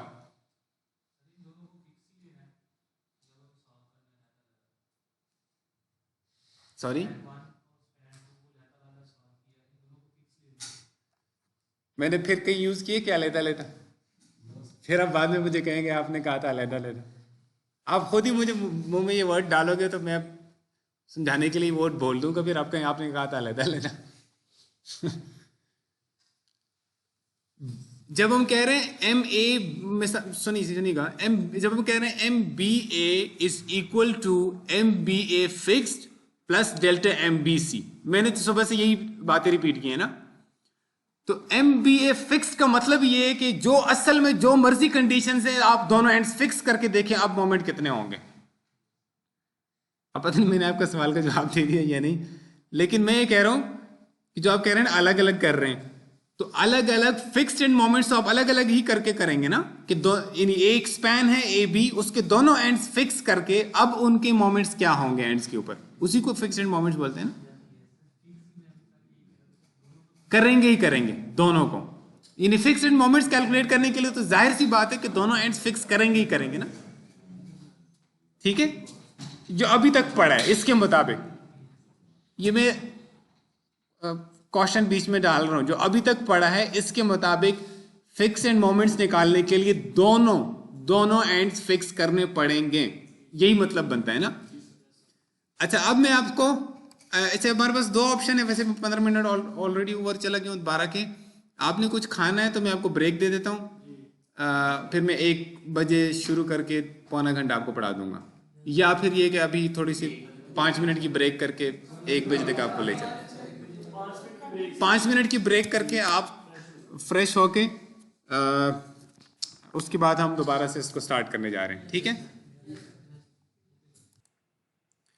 ओके. ये सिचुएशन हम जो पहले हमने डिस्कस कर लिया कि हमने इससे पहले जो डिस्कस किया वहाँ पे दोनों एंड्स A और C दोनों फिक्स है, सिर्फ B वाज फ्री नोड. अगर ये नोड, अगर A पे जो नोड है यानी एंड रोलर जो है वो एंड रोलर या एंड पिन हो I am sorry and support अगर फिक्स्ड के बजाय रोलर सपोर्ट हो जाए या एंड या फिर पिन सपोर्ट हो जाए, तो उन दोनों सूरतों में थोड़ी सी हमें मॉडिफिकेशन करनी पड़ेगी। आपको याद होगा जो हमने स्लोप डिफ्लेक्शन इक्वेशन डिस्कस की थी, तो हमने MBA को only in terms of theta B लिखने के लिए इक्वेशन को थोड़ा सा वर्कआउट किया था। ठीक, बेसिकली हमने और कोई मॉडिफिकेशन नहीं है, लेकिन हमने नॉर्मली क्या होता है MBA थीटा ए और थीटा बी दोनों के फॉर्म में होता है, इसी तरह MAB भी थीटा ए और थीटा बी दोनों की फॉर्म में होता है। अब चूंकि एंड पे यहाँ पे रोलर सपोर्ट है, तो जब मैं अगर ये मैं आपको बता रहा हूँ बात स्लोप डिफ्लेक्शन इक्वेशन में हमने मॉडिफिकेशन की कैसे थी, उनमें हमने इस इंफॉर्मेशन को यूज़ किया कि चूंकि वहाँ पे MAB 0 है, तो वहाँ से हमने जो MAB की equation in terms of theta A और थीटा बी थी, वहाँ से हमने थीटा ए को लिखा in terms of theta B. फिर हमने MBA की इक्वेशन में जहाँ थीटा ए आ रहा था, वहाँ हमने थीटा ए को रिप्लेस किया in terms of theta B. तो MBA के अंदर अब सिर्फ फिर थीटा बी की फॉर्म में हमारी एक्सप्रेशन बन गई, उसको हमने नाम दे दिया MBA मॉडिफाइड। तो वो MBA मॉडिफाइड यहाँ पे रिप्रोड्यूस किए मैंने। ठीक है, मॉडिफाइड स्लोप डिफ्लेक्शन इक्वेशंस आपको याद होंगी। इस एक्सप्रेशन के अंदर अगर आप देखें तो अब थीटा ए 0 नहीं है, लेकिन अगर हम उसको एलिमिनेट करके MBA का रिलेशनशिप देखें विद थीटा बी, तो जरा गौर करके देखिएगा। Again VB and VA they are assumed to be 0, so ये 0 ये एलिमिनेट हो जाएगा। आगे ये वाली टर्म ये आपको ये उसी standard slope modified slope deflection equation का पार्ट है, ऐसे ही है। अच्छा, हम इसमें ये अगर 0 हो गया तो रिमेनिंग हमारे पास ये रह जाएगा, प्लस हमारे पास ये टर्म रह जाएगी, ऐसे ही है। इस टर्म को हम एक नाम देने जा रहे हैं MBA मॉडिफाइड फिक्स्ड है। वैसे दोनों इसमें क्या चीजें, MBA फिक्स्ड है और दूसरी तरफ -12 MAB फिक्स्ड है। अच्छा, अगर आप अच्छा इसके दो तरीके हो सकते हैं, इसी को जब हम इसको कैलकुलेट करेंगे तो दो तरीके से कैलकुलेट कर सकते हैं। एक तरीका वही है जो आपको पता है, वो क्या पता है आपको, दोनों एंड्स फिक्स कर दो, MAB फिक्स कैलकुलेट कर दो, MBA फिक्स भी कैलकुलेट कर दो और उसको यूज करके ये एक्सप्रेशन इवेल्युएट कर दो। ठीक, ये तो आपको पता है ना, आप इसी तरह कैलकुलेट करते रहें।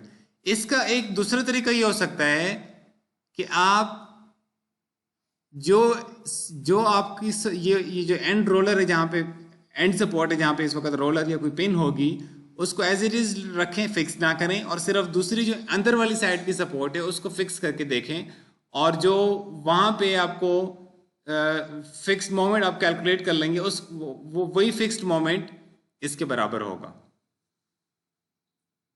मेरे ख्याल से समझ नहीं आई, मैं रिपीट कर रहा हूं। इस टर्म को एवेल्युएट करने के लिए आप क्या करेंगे, ये जो पूरी टर्म लिखी हुई है आप दोनों एंड्स फिक्स करेंगे, यहाँ फिक्स्ड एंड मोमेंट कैलकुलेट करेंगे, यहाँ कैलकुलेट करेंगे, फिर ये वाली वैल्यू आप यहाँ सब्स्टिट्यूट कर देंगे और ये वाली वैल्यू यहाँ सब्स्टिट्यूट कर देंगे, ऐसे ही है, और ये टर्म आपके पास आ जाएगी। इस पूरी एक्सप्रेशन को अगर हम एक नाम दे दें MBA मॉडिफाइड फिक्स्ड, तो ये इसके बराबर, डायरेक्टली इसके बराबर है।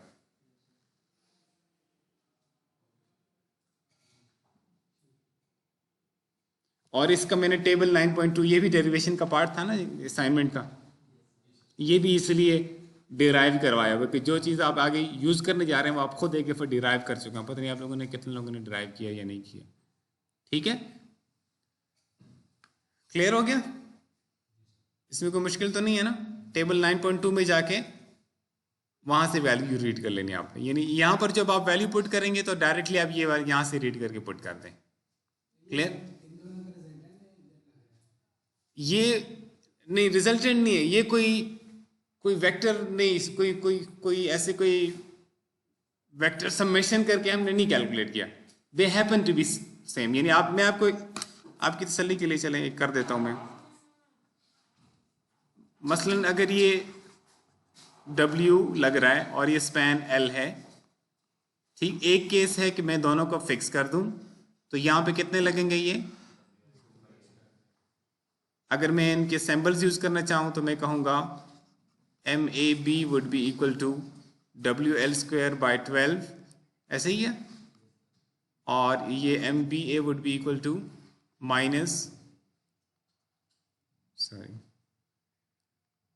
Minus W L square by 12। अच्छा अब बताएं, अगर मैं इस एक्सप्रेशन को वैल्यूएट करूं, M B A fixed minus half M A B fix, तो ये क्या बन जाएगा? इसकी वैल्यू कितनी है? ये एम बी ए फिक्स्ड है,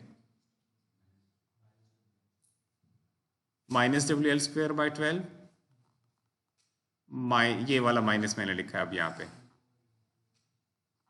आगे हाफ, आगे क्या लिखूंगा? ये आंसर क्या बन जाएगा?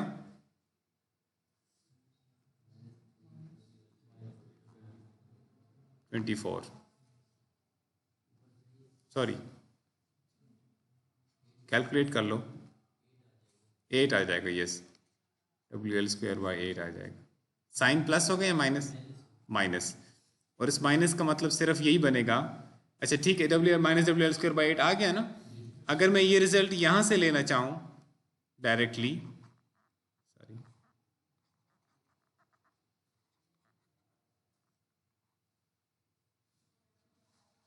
ये वाला जो मोमेंट जिसकी डायरेक्शन ये है, तो इसकी मैं अगर ऐसे शो कर दूंगा तो साइन क्या बनेगा? माइनस। ऐसे ही है ना।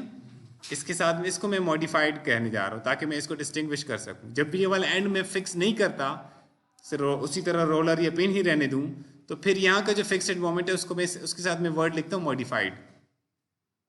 ठीक है, ये सिर्फ नाम दिया है मैंने, बाकी तो अब आप टेबल में जाएंगे। टेबल में आपको, मेरे पास यहाँ पे शायद पड़ा हो, मैं आपको दिखा दूँ। ये तो 9.1 है, ये 9.2 है, जिसमें एंड्स कोई दूसरा फिक्स ना हो। ये देखिएगा, ये फिक्स है, ये पिन है, या पिन हो या रोलर, एक ही बात होगी इस केस में। ये कितना है? W L square bye 8। तो डायरेक्टली मेरे पास रिजल्ट आया हुआ है डब्ल्यू एल स्क्वायर बाय 8। उसकी चूंकि साइन ये लिखा हुआ था, और मैं अगर मैथमेटिकली उसको अलजेब्रिक साइन के साथ रिप्रेजेंट करूंगा तो ये माइनस साइन लगाऊंगा। वही रिजल्ट जो मैंने ऊपर ऐसे करके निकाला है, वही रिजल्ट मेरे पास डायरेक्टली 10.2 से आ गया है। Agree now?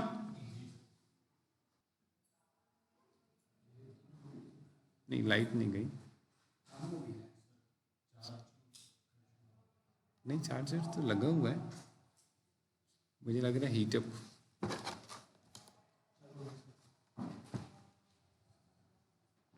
हीटिंग का मसला शायद हो, क्योंकि ये रिकॉर्डर ऑन है ना। जब ये रिकॉर्डिंग ऑन होती है तो फिर हैवी है, सॉफ्टवेयर हैवी है, ग्राफिक्स है ना, इसलिए।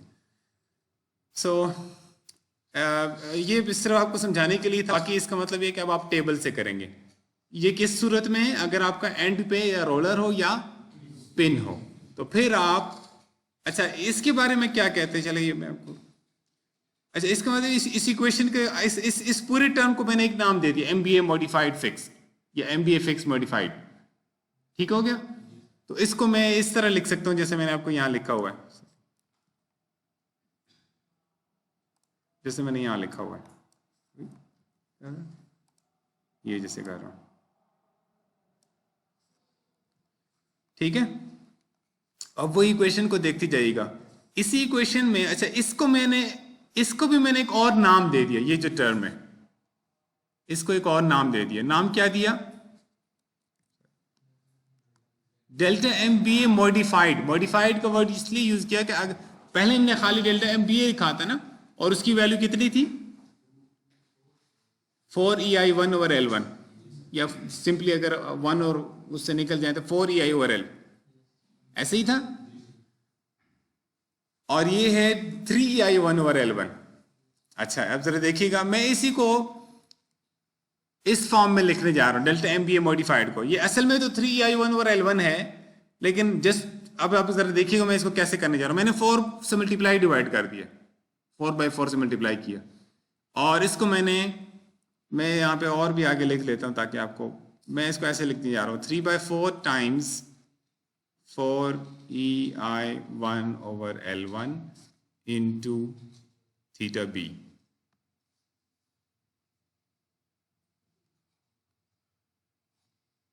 यानी आगे वही चीज है, सिर्फ यहाँ पे एक 3/4 आ गया।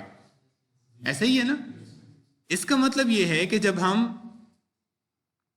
अच्छा, और उससे उस पे जाने से पहले एम ए बी, अच्छा, अगर मैं आपको फिगर दिखाऊं तो आप मुझे बता सकते हैं एम ए बी की वैल्यू क्या निकलनी है? 0, क्योंकि वहां पे क्या है, पिन सपोर्ट है, और वहां पे तो सारे कोई मोमेंट रिएक्शन नहीं डेवलप होगा। एम ए बी इज 0 और डेल्टा एम ए बी क्या होगा?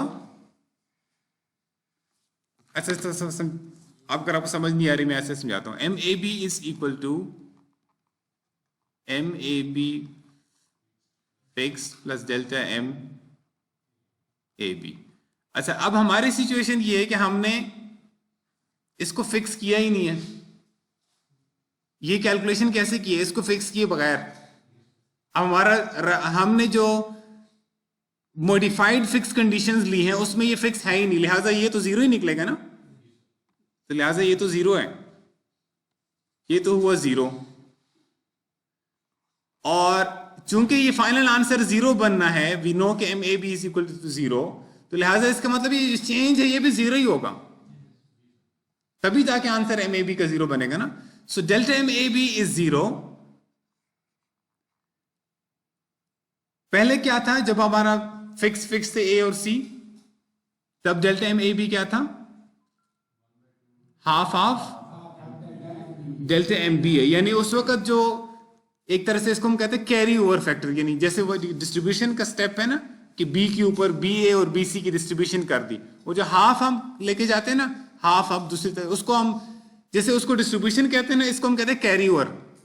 वो जो पहले हमारा फैक्टर था ना कैरी ओवर का, वो हाफ था कि डेल्टा एम बी ए का half at delta M A B, delta M B C का हाफ एट आएगा डेल्टा एम सी बी के ऊपर।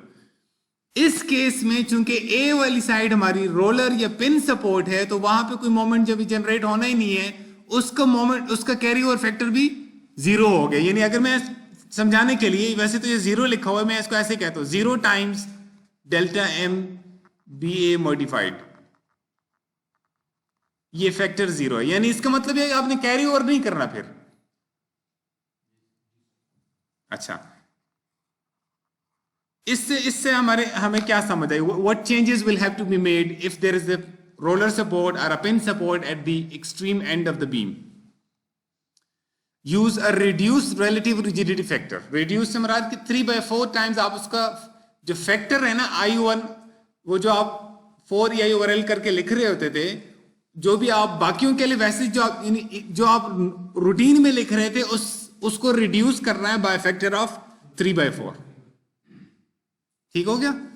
तो अगर आप E सबका सेम है तो फिर I1 और L1 भी कह सकते हैं ना, समझ रहे? यानी यहां पे जो हमने लिखा हुआ है, मैं आपको ये बात शायद बेहतर इसी तरह समझा सकूं कि हमने ये जो 4EI1/L1, फिर 4EI1/L2, फिर 4EI, ये 4E दोनों ही कांस्टेंट्स हैं ना जो निकल सकते हैं। हम इसको ऐसे भी कह सकते हैं I1/L1 divided by I1/L1 plus I1/L2, ऐसे ही है। यहां भी ऐसे ही करेंगे विद द डिफरेंस कि जो स्पैन हमारा, जिस स्पैन के एंड में रोलर है, एक्सट्रीम एंड में, डिसकंटिन्यूअस एंड में, उस स्पैन के I/L के साथ 3/4 लिखेंगे, जहां जहां भी वो आ रहा है। अभी मैं मिसाल के थ्रू, आगे एग्जांपल के थ्रू समझा देता हूं। बहरहाल समरी इसकी ये हो गई। नंबर 1, यूज अ रिड्यूस, इसको ये जो हमने कहना ना I/L या 4EI/L, इसको हम कहते हैं रिलेटिव रिजिडिटी फैक्टर। तो हम इसको कहते हैं कि ये रिड्यूस आपने यूज करना है, 3/4 का फैक्टर आपने यूज करना है स्टिफनेस फैक्टर के साथ या रिजिडिटी फैक्टर के साथ। एक चेंज तो ये हो गया, यानी जाहिर है इसकी जरूरत कब पड़ती है? When computing the distribution factor for node B. Now use a modified fixed end moment. दूसरी चेंज, एक तो डिस्ट्रीब्यूशन फैक्टर में चेंज 3/4 से रिड्यूस, दूसरा फिक्स्ड एंड मोमेंट आपने टेबल 9.2 से आप लेने इंस्टेड ऑफ 9.1, और तीसरा no carry over moment to A. Clear है ये? Okay, now let's look at an example which has 2 spans, but this time we have a roller support at A. मेरा ख्याल है ये वही एग्जाम्पल है, लेकिन सिर्फ ये फर्क है ये शायद वही एग्जाम्पल है, आई थिंक उसका डेटा भी इसी तरह था. So this is a good example to compare the two situations. तो हमने यहाँ पे इन 3 चेंजेस को implement करना है. We have to use a reduced relative rigidity factor when computing the distribution factor for node B. उसी स्पैन के लिए जिस स्पैन का एंड में डिसकंटिन्यूस एंड के ऊपर रोलर है. मसलन मैं आपको भी बता देता हूं. अच्छा, पहले में फिक्स्ड मोमेंट्स के अंदर तो कोई मसला नहीं होना चाहिए अब आपको. ये मैंने यहाँ पे उसी चीज को जो आपको वहां पे जनरली समझाया है उसको मैंने यहाँ पे जब पिछले सेशन को पढ़ा रहा था तो उनको यहाँ समझाया था. ठीक है, इस न्यूमेरिकल के अंदर वही बात कि इससे जो आंसर आ रहा है वही आंसर आप इससे ले सकते हैं. So now let's go ahead. Modified distribution factors for node B as follows. अच्छा, मैं फिक्स्ड मोमेंट्स कैलकुलेट हो गए तो मैं आपको यहाँ पे शो कर देता हूँ. टेबल उसी तरह से बनेगा. ये 0 हो गया, पहले यहाँ पे कोई वैल्यू थी, ठीक है, और ये वैल्यू अब चेंज हो गई है. पहले WL²/12 से कैलकुलेट हुई थी, मैंने माइनस WL²/12 साइन तो आपको पता है क्यों आ रहा है, और अब ये WL²/8 हो गई, थोड़ी वैल्यू बड़ी हो गई अब ये. और ये तो 0 ही रहेगा इसलिए कि यहाँ तो कोई मोमेंट कोई लोड ही नहीं है ना, ये स्पैन तो अनलोडेड है. अच्छा, अब देखिएगा डिस्ट्रीब्यूशन फैक्टर्स पे क्या असर पड़ा. Modified distribution factor for node B are as follows. BA के लिए आपको जरूरत है इसको एक्सप्लेन करने की, यहां पे एक्सप्लेन कर देता हूं मैं. Distribution factor for BA would be equal to 3/. अच्छा, अब ये देखिएगा 2 मेंबर्स हैं. अगर आप कहते हैं तो मैं आपके लिए मेंबर्स भी पहले से लिख देता हूं. मेंबर BA और दूसरा है मेंबर BC. इसके अंदर A is roller support. जहां A क्या है हमारा इस केस में, A हम क्यों कह रहे हैं, ये हमारा एक्सट्रीम एंड है बीम का, डिसकंटिन्यूस एंड. मैं इसको डिसकंटिन्यूस एंड कह देता हूं. डिसकंटिन्यूस एंड समझते हैं ना? नहीं समझते कि वहां पे बीम खत्म हो रही है, डिसकंटिन्यूस, वहां से आगे बीम कंटिन्यूस नहीं है, discontinuous and is roller support. ठीक है, इस केस में BC के केस में ऐसी कोई कंडीशन नहीं है. C is fixed.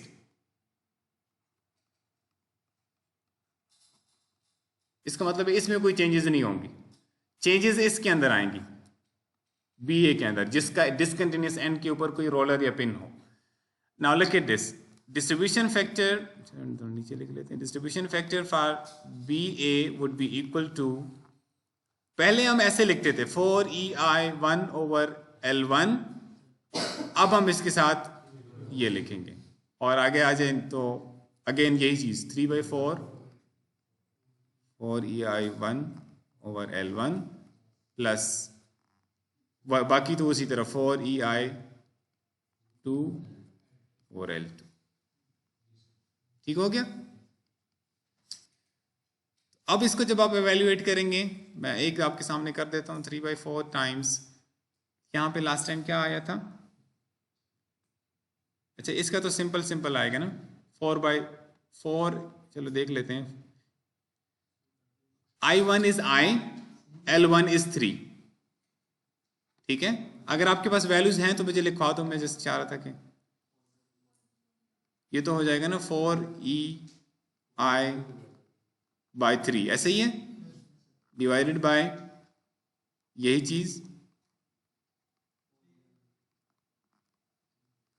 Plus 4E यहां पे आ जाएगा, बताओ 3I डिवाइडेड बाय 6. इसका वैल्यूएट करना आपका काम है. अब इसमें अगेन आपको नजर आ रहा है कि ये जो 4E है ये ना भी लिखा होता तो कोई मसला नहीं था, यही आंसर फिर भी आ जाना था. तो इसलिए हम अक्सर आसानी के लिए फिर इसी को ऐसे लिख देते हैं. मैं लिख देता हूं ताकि आप जब प्रैक्टिस करें तो आप बेशक आप इस तरह भी प्रैक्टिस कर सकते हैं.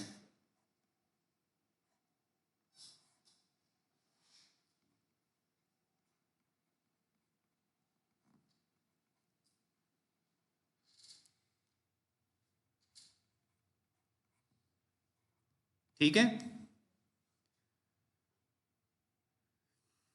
अब आप बता दें क्या आंसर बनेगा.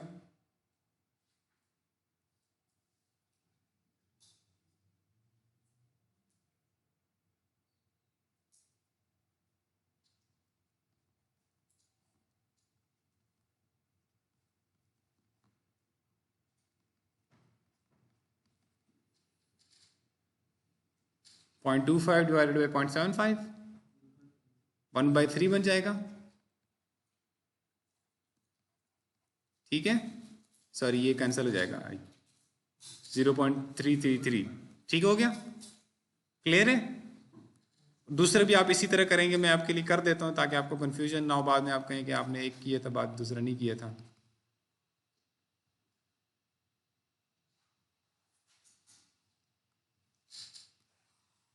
ये टाइम आपके थोड़ा रिलैक्स होने वाला होता है, जिसमें मैं बिजी होता हूं और आप सिर्फ देख रहे होते हैं।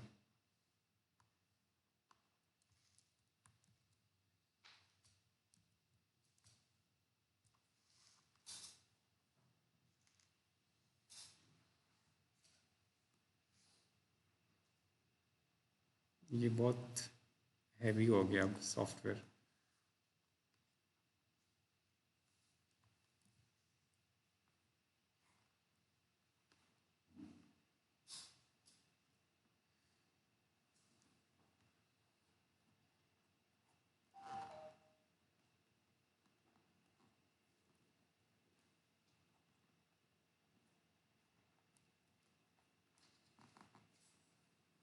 ठीक है, आगे तो फिर आप उसको कैलकुलेट कर लीजिएगा, you will see that it becomes this much. ठीक है जी, ओके। तो डिस्ट्रीब्यूशन फैक्टर्स आ गए, फिक्स्ड मोमेंट्स भी आ गए, there this time we have some modifications in them. Now we are ready to start the distribution process. ये मैंने अगेन उसी तरह ए बी और सी ये लिख दिए, और अब उसके बाद डिस्ट्रीब्यूशन फैक्टर्स पहले लिख दिए। अच्छा, कुछ लोग बाद में एंड में सम करते हुए यहाँ से शुरू हो जाते हैं, 1/3 को भी साथ में ऐड कर लेते हैं। ठीक है, तो वो तो डिस्ट्रीब्यूशन फैक्टर है, बस आपने सिर्फ प्रोसीजर को ज़रा सिस्टमेटिक करने के लिए ऊपर हेडिंग डिस्ट्रीब्यूशन फैक्टर की भी डाल दी है ताकि आप उसी को देख सकें। अदरवाइज वो तो ज़ाहिर है कोई मोमेंट तो नहीं है ना, मोमेंट्स तो यहाँ से शुरू हो रहे हैं, फिक्स्ड मोमेंट से। दिस इज 0, ये हमने पहले डिस्कस कर लिए थे, ये वैल्यूज कैसे बन रही हैं। Now let's look at the changes. Delta Ms, delta M B A modified would be equal to distribution, अब फार्मूला वही है, अब मैं यहाँ लिख देता हूँ, delta M B A is equal to distribution factor for B A times minus M B net. M B net कितना है? -33.75, और उसका साइन चेंज कर देंगे तो 33.75। 33.75 का 1/3 इस तरफ, 2/3, ठीक हो गया, 11.25 और 22.5। अब यहां पे जरा इंपॉर्टेंट चीज देखिएगा, 11.25 का इधर हमने कोई कैरी ओवर किया है? क्यों? वहां पे क्या चीज है? इस पिन सपोर्ट है, ए के ऊपर पिन सपोर्ट है, इसलिए पिन सपोर्ट अगर है फार, इसको आमतौर पे हम ऐसे वर्ड भी बोल लेते हैं, हम कहते हैं ये इसका फार एंड है। फार एंड समझते हैं ना, यानी बी पे ये सारा खेल चल रहा था ना, तो इस तरफ बी का फार एंड ए था और इस तरफ फार एंड सी था, तो ये फार एंड पे जो कैरी ओवर फैक्टर इस तरफ जाएगा वो 0 जाएगा। ये मेरा ख्याल है पहले भी डिस्कस कर दिया ना, तो इस तरफ कोई फैक्टर नहीं किया, 0 कैरी ओवर नहीं किया, और इस तरफ हाफ। इस तरफ क्यों कर दिया? फिक्स, क्योंकि वो, हाँ जी फिक्स सपोर्ट है, ठीक है सही कह, रोलर ये पिन नहीं है। अब जो सम करना है सिर्फ 0 और 0 सम 0, यही आना चाहिए ना, वो पिन है ना रोलर, एंड में आंसर भी 0 ही बनना चाहिए। और ये -33.75 प्लस 11.25 -22.5, ये आंसर। अच्छा, 0 और 22.5, 0 और 11.25। अच्छा, एक और चेक आपके पास ये है कि अल्टीमेटली वो जो आपकी नोडल इक्विलिब्रियम इक्वेशन है वो सेटिस्फाई होनी चाहिए। मसलन बी पे इक्वेशन क्या थी? पूरा नाम लो ना, खाली A B sir, M B A plus M B C equal to 0, और ये है 0। ये आपके पास एक, अगर ये 0 नहीं आ रहा है इसका मतलब आपने कैलकुलेशन में गलत मिस्टेक की हुई आपने।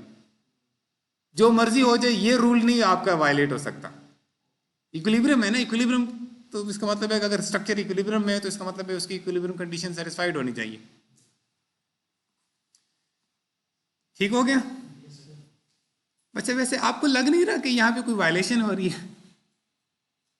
यहां तो सम 0 बन रहा है, इधर कोई वायलेशन तो नहीं हो रही? क्यों? यहां सम 0 है हैं? इसमें एक और चीज आनी है। अगर मैं इस नोड सी की फ्री बॉडी डायग्राम ड्रॉ करूं तो नोड सी की फ्री बॉडी डायग्राम कुछ इस तरह की बनेगी। ये सी है जो कि फिक्स है, और ये क्या है, नोड का वो मेंबर का छोटा छोटा सा जो पार्ट। मेरा ख्याल है अब तो आप ये बात में काफी दफा कर चुका हूं, ठीक है। तो ये जो चीज है 11.25, ये वो 11.25 इधर लगनी है, यहाँ पे जहाँ सेक्शन कटा हुआ है इस जगह पे। तो वो 11.25 पॉजिटिव है, इसका मतलब है मैं इसको क्लॉकवाइज, आप वजह बताएंगे?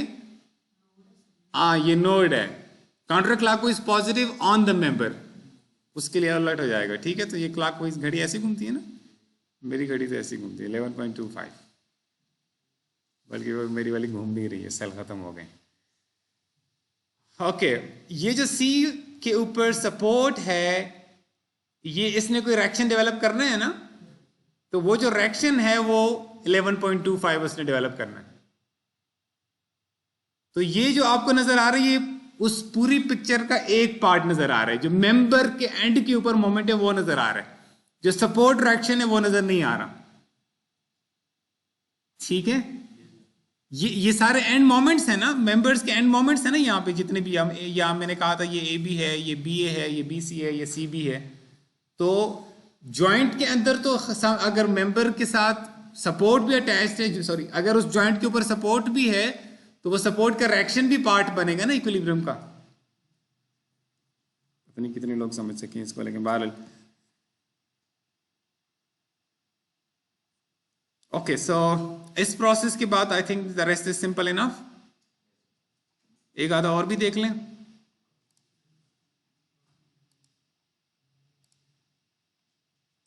वैसे मैं इसको यहाँ पे छोड़ना चाहूं तो मेरा ख्याल है छोड़ना दूं, आप बाकी आप कर दें अगर आप, लेकिन फिर आपने करने ट्राई नहीं करना है, या अगर चले मैं आपकी आसानी के लिए, आपने करना तो है लेकिन मुझे लग रहा है आप, वैसे मैं आपके ऊपर अभी ना थोपने को थोप सकता हूँ कि मैंने आपको ना पढ़ा दिया, मैं अगले टॉपिक पे जा रहा हूँ, ठीक है। लेकिन just to make it easy for you, मैं एक दो चीजें आपको यहाँ पे करने जा रहा हूँ, ठीक है। यही प्रोसीजर होगा, लेकिन मुझे पता है उसमें आप फंसेंगे। इस सारी अभी तक जितनी डिस्कशन थी इसमें नोड ए की फ्री नोड था, यानी जिस पे डिस्ट्रीब्यूशन हो रही होती है ना वही की नोड होता है, जिसमें नोड बी था हमारा इस वक्त। अभी हम क्विकली ये देखने जा रहे हैं कि अगर मल्टीपल फ्री नोड्स हो, जैसे इसमें बी और सी नजर आ रहे हैं आपको, ये दोनों फ्री हैं, दोनों पे आपको डिस्ट्रीब्यूशन करनी पड़ेगी, ठीक है। अब आपके कॉन्सेप्ट्स बस क्लियर होने चाहिए। जो मैंने डेरिवेशन पढ़ाई है वो जो पहले मैं बात कर रहा था, जो स्लोप डिफरेंशियल इक्वेशन वाली डेरिवेशन, अगर वो आपको क्लियर है तो फिर दोबारा, फिर आज का लेक्चर तो वैसे भी उसी में से डिराइव हुआ है ना।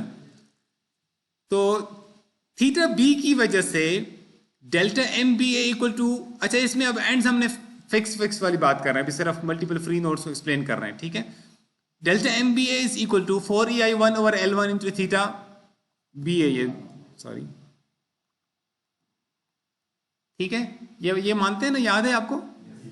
डेल्टा एम बी सी भी इतना ही था, M A B was half of delta M B A and M C B was half of delta M B C. इसमें कोई कंफ्यूजन?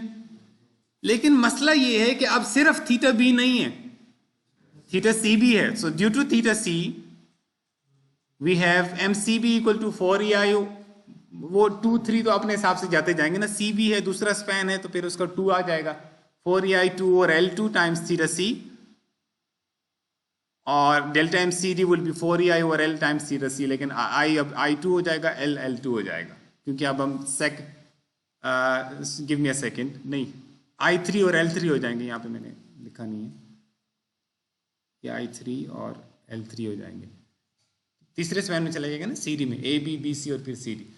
ओके, सो और delta M B C would be half of delta M C B and delta M, अच्छा ये एक second यहां से देखो, ये क्यों हाफ जा रहा था? क्योंकि delta M A B was 2ei1 over L1 times theta B, यानी एक थीटा बी जो है, अगर आप अपनी स्लोप डिफ्लेक्शन इक्वेशंस को रिकॉल करें, एक थीटा बी 4 एंड मोमेंट्स को अफेक्ट करता है, समझ रहे इस बात को? आप एम ए बी की इक्वेशन लिखें, उसमें थीटा बी आएगा? मैं सिर्फ काउंटिंग बता रहा हूं। एम बी ए की इक्वेशन लिखेंगे, उसमें थीटा बी आएगा? एम एम बी सी की इक्वेशन लिखेंगे, इसमें आएगा? सी बी के अंदर लिखेंगे, आएगा? कुछ में वो 2 के साथ आता है, कुछ में सिर्फ सिंपल 1 के साथ। उस वजह से एक जगह 2 अल्टीमेटली बन जाता है, एक जगह अल्टीमेटली आपका 4 बनता है, तो वो एक जो है ना दूसरे का हाफ रह जाता है, बस ऐसे ही है ना। लेकिन टोटल कितने को अफेक्ट करता है? 4 को। सी में कुछ इसी तरह की सिचुएशन होगी। सी में जो 2 इंसिडेंट हैं, सी बी और सी डी, इनकी जो भी वैल्यूज बनेंगी, इनकी हाफ हाफ जाएंगी फार एंड्स के ऊपर। मैं आपको यहां समझाता हूं। डेल्टा थीटा सी की थीटा सी की वजह से डेल्टा एम सी बी इस साइड वाली ये, और डेल्टा एम सी डी ये तो उसी तरह से मैंने लिख दी जैसे ऊपर लिखी है ये, लेकिन सिर्फ इस केस में ये है कि अब ये थीटा सी की वजह से। एग्री? और सी बी का अगर आप दूसरी साइड देखें तो जो कैरी ओवर उसका जाएगा वो किस में जाएगा? एमबीसी में। इसी तरह सी डी का कैरी ओवर डीसी में। यार कैरी ओवर का आसान ये है कि अगर आई जे लिखा हुआ है तो उसका कैरी ओवर जे आई में जाएगा। ठीक हो गया? ऑलराइट।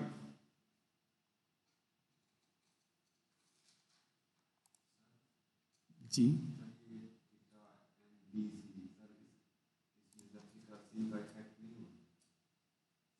सॉरी सर, बताएंगे दोबारा? Theta M B C, theta M B C कहीं पे भी नहीं है। डेल्टा एम बी सी इसकी बात कर रहे हैं। जी जी,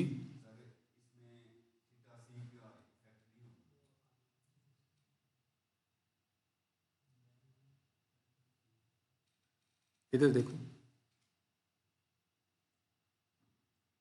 अच्छा, मैं आपको इनडायरेक्टली तरह समझाता हूँ, पता नहीं मैं आपको समझा सकूंगा या नहीं, लेकिन अच्छा अगर आपका यस और नो में आंसर पूछ रहे थे तो यस, आंसर यस है मेरा। आप ये पूछ रहे थे ना कि डेल्टा एम बी सी में थीटा सी का इफेक्ट होगा या नहीं होगा। Answer is yes. Summary answer ये, मैं आपको एक्सप्लेन करता हूँ कैसे। अब हमारे पास जैसे हमने डेल्टा एम, जैसे हमने पहले कहा ना कि एम बी ए, जैसे अब सिचुएशन कुछ इस तरह की होगी। मसलन मैं इसी को लिखता हूं जो आपने पूछा है। M B C is equal to, हमने कहा था M B C fixed plus delta M B C, यही कहा था। अब ये जो डेल्टा एम बी सी है ये हम 2 स्टेप्स में करने जा रहे हैं। 1 delta M B C due to theta B,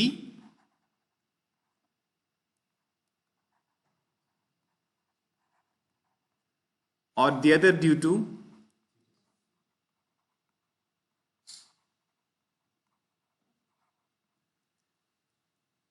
slope deflection equation के मेथड जब कर रहे थे तो वहां पे थीटा बी और थीटा सी की फॉर्म में 2 इक्वेशंस बनती थी जिनको साइमल्टेनियसली सॉल्व करके हम बाद में थीटा बी और थीटा सी की वैल्यूज वापस डालते थे एंड मोमेंट्स के अंदर, M A B M B C सब के अंदर, और फिर सॉल्व करते थे। यहां पे हम सुपरपोजिशन यूज करने जा रहे हैं। वही डेल्टा एम बी सी को ड्यू टू थीटा बी और फिर ड्यू टू थीटा सी देख रहे हैं। Look at this. यहां से तो क्लियर हो रहा है कि थीटा बी की वजह से ये तो इसमें तो कोई कंफ्यूजन नहीं है ना। थीटा सी की वजह से कैसे, मैं आपको ऐसे समझाता हूं। अगर मैं इसकी जगह पे डेल्टा एम सी बी की जगह पे ये लिख दूं, ये वैल्यू,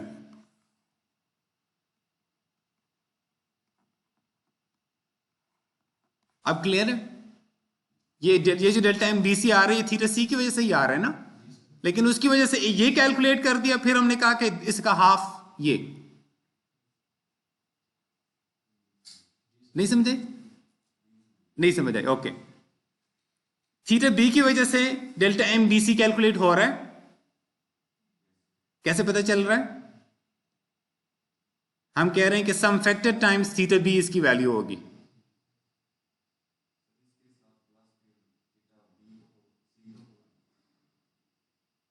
साथ में यानी आप कह रहे हैं यहां पे, हाँ जी, अगर आप फाइनल इक्वेशन लिखना चाहें तो इस तरह लिख सकते हैं कि आप कह दें final delta M B C, ये वाली मैं इसी इक्वेशन को कंटिन्यू करने जा रहा हूं। इसको मैंने चार्ट की फॉर्म में आपको लिख दिया, लेकिन मैं अभी आपको ऐसे लिख देता हूं ताकि आप जिस तरीके में आप कह रहे हैं ना कि लगना चाहिए ना, मैं उसका भी उसी फॉर्म में लिखने जा रहा हूं।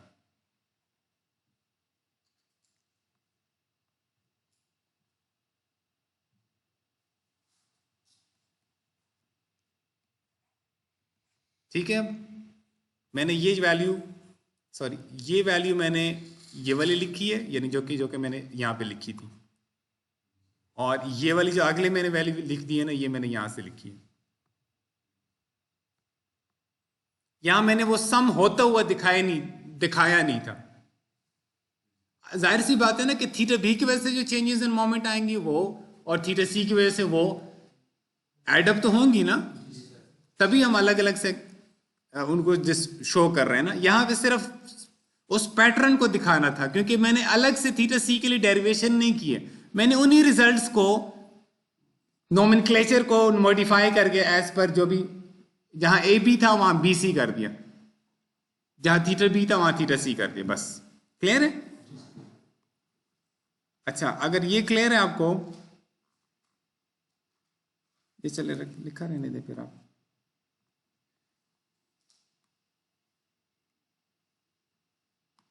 अब मैं सॉल्व नहीं कर रहा, अब मैं बस इसी को आपको सिर्फ समझाने जा रहा हूं। ये इसी कॉन्सेप्ट को जिसको अभी थ्योरी से मरा दे कि जो अभी चीज डिस्कस कर ली है उसकी बस एप्लीकेशन है, वही चीजें होंगी जो अभी डिस्कस कर ली हैं। फिक्स्ड एंड मोमेंट्स में कोई मसला है आपको? A B, B A, B C, C B, कोई मसला इनमें? वहां लोड नहीं लग रहा तो लिहाजा दोनों जीरो। अब distribution factor joint B joint C, joint B पे how many members we have? 2। इसी तरह जॉइंट सी पे 2 मेंबर्स। इसका मतलब है जॉइंट बी पे 2 डिस्ट्रीब्यूशन फैक्टर्स होंगे for B A and B C, जैसे पहले आते रहे। इसी तरह सी के ऊपर फिर 2 होंगे। Let's look at them distribution. अच्छा, मैं अक्सर लास्ट टाइम मैं इस तरह कर रहा था, वो तरह कि मैंने पहले से आई और एल्स का सम लिख लिया। यहां पे जो डिनोमिनेटर में टर्म है उसको पहले लिख दिया। आई बाय 10 बनेगा इसका आई बाय एल। अब मैंने 4e निकाल दिया बीच में से, क्योंकि मैंने आपको दिखा दिया ना कि दैट कैन बी एलिमिनेटेड। इसका आई बाय एल क्या बनेगा? आई बाय 10। इसका आई बाय एल क्या बनेगा? 3i bye 20। ऐसे ही है। तो मैंने दोनों का सम कर दिया, पहले से सम तैयार करके रख लिया जो डिनोमिनेटर में आता है ना, इक्वल टू 5i बाय 20। अब मैं डिवाइड कर रहा हूं, पहला वाला डिवाइडेड बाय सम, फिर अगला तो मैंने वैसे वही तरीका किया जिससे मैंने आपको मना किया था, लेकिन मैंने कहा था ना अगर आप ज्यादा कॉन्फिडेंट तो फिर ठीक है, सही है, तो मैं ज्यादा कॉन्फिडेंट था। Joint C, again you can see the sum of I और एल्स। लुक एट दिस, पहले वाले का 3i बाई 20 बनेगा ना, आई बाई एल इसका 3i बाई 20, और इसका i बाई 10। ठीक हो गया? 0.6, 0.4, ये चीजें मैंने यहां लिख दी हैं। डिस्ट्रीब्यूशन फैक्टर, कंफ्यूज ना हो जाए आप, ठीक है?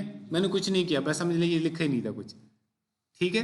ये मैंने इसलिए मिटा दिया क्या लास्ट टाइम इससे कंफ्यूजन जनरेट हुई थी, ठीक है?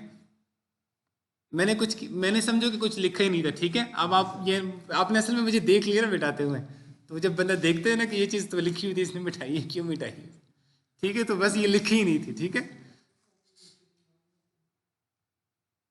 अच्छा, मैंने डिस्ट्रीब्यूशन फैक्टर्स हमने वहां लिखने जहां पे नोड क्या हो, फ्री नोड हो, और दरमियान वाला नोड हो, यानी डिसकंटिन्यूअस नोड ना हो, ठीक है? जैसे यहां पे बी और सी है। ओके, सो ये मैंने ऐसे लिख दिए। अब मेरा ख्याल है इसमें तो कोई मसला नहीं होना चाहिए। अगर कहीं पे मसला हो मुझे रोक देना, मैं समझ रहा हूं कि आपको समझ आती ही आ रही है, ठीक है? एफईएम्स लिखने में कोई मसला? अच्छा,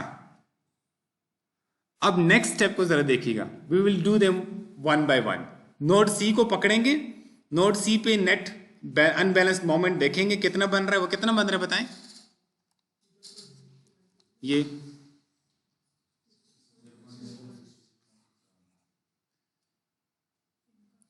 एमसी नेट कितना है? -66.67, उसका साइन चेंज करेंगे तो क्या बन जाएगा 66.67, उसका 0.4 इधर 0.6 इधर और 0.4 इधर अपने डिस्ट्रीब्यूशन फैक्टर्स के हिसाब से।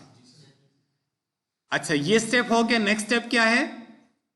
मैंने कहा था ना एक रोटेशन की वजह से कितने एंड मोमेंट्स अफेक्ट होने? 4, जहां जो बीम का केस है।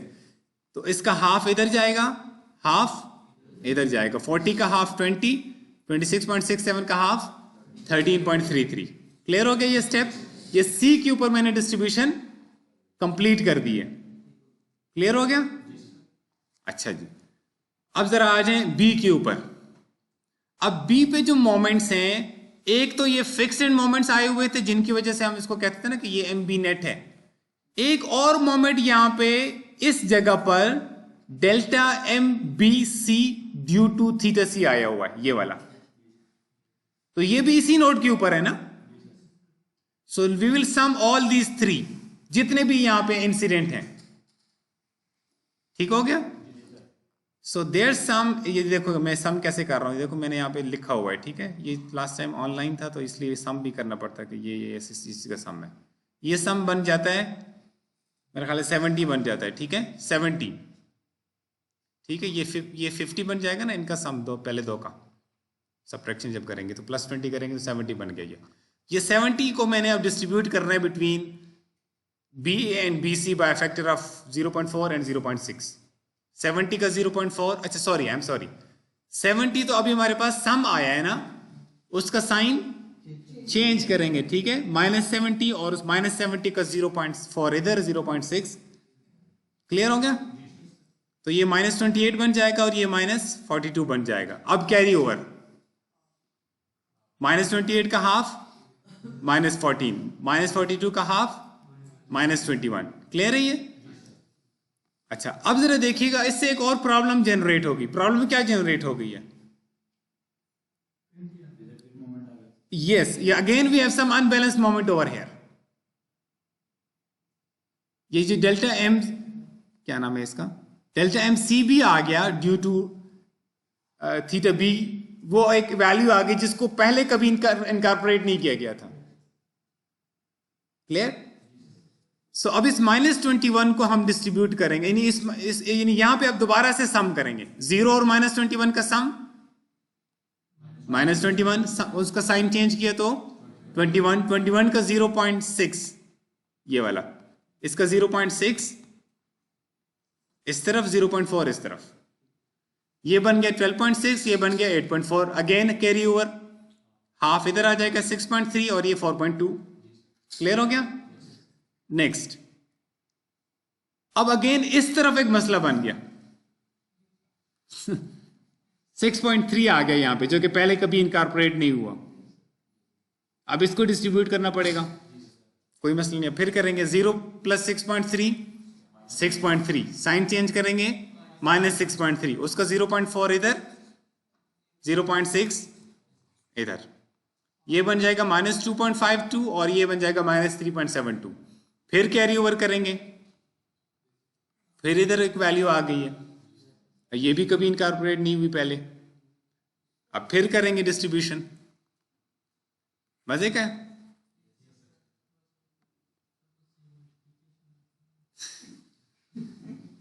क्या आसान है? बाकी ऊपर ऊपर से जा रहे हैं। चलो आप रिकॉर्डिंग दोबारा सुन लीजिएगा फिर, हैं कि मैं अब खत्म करने जा रहा हूं। ये इनका सम -1.89 बनेगा। अच्छा मैंने ये स्टोरी आप मुझे सुनाई, क्या बनेगा? ये जो मैं 5-6 दफा स्टोरी सुना ली है ना, 10 दफा।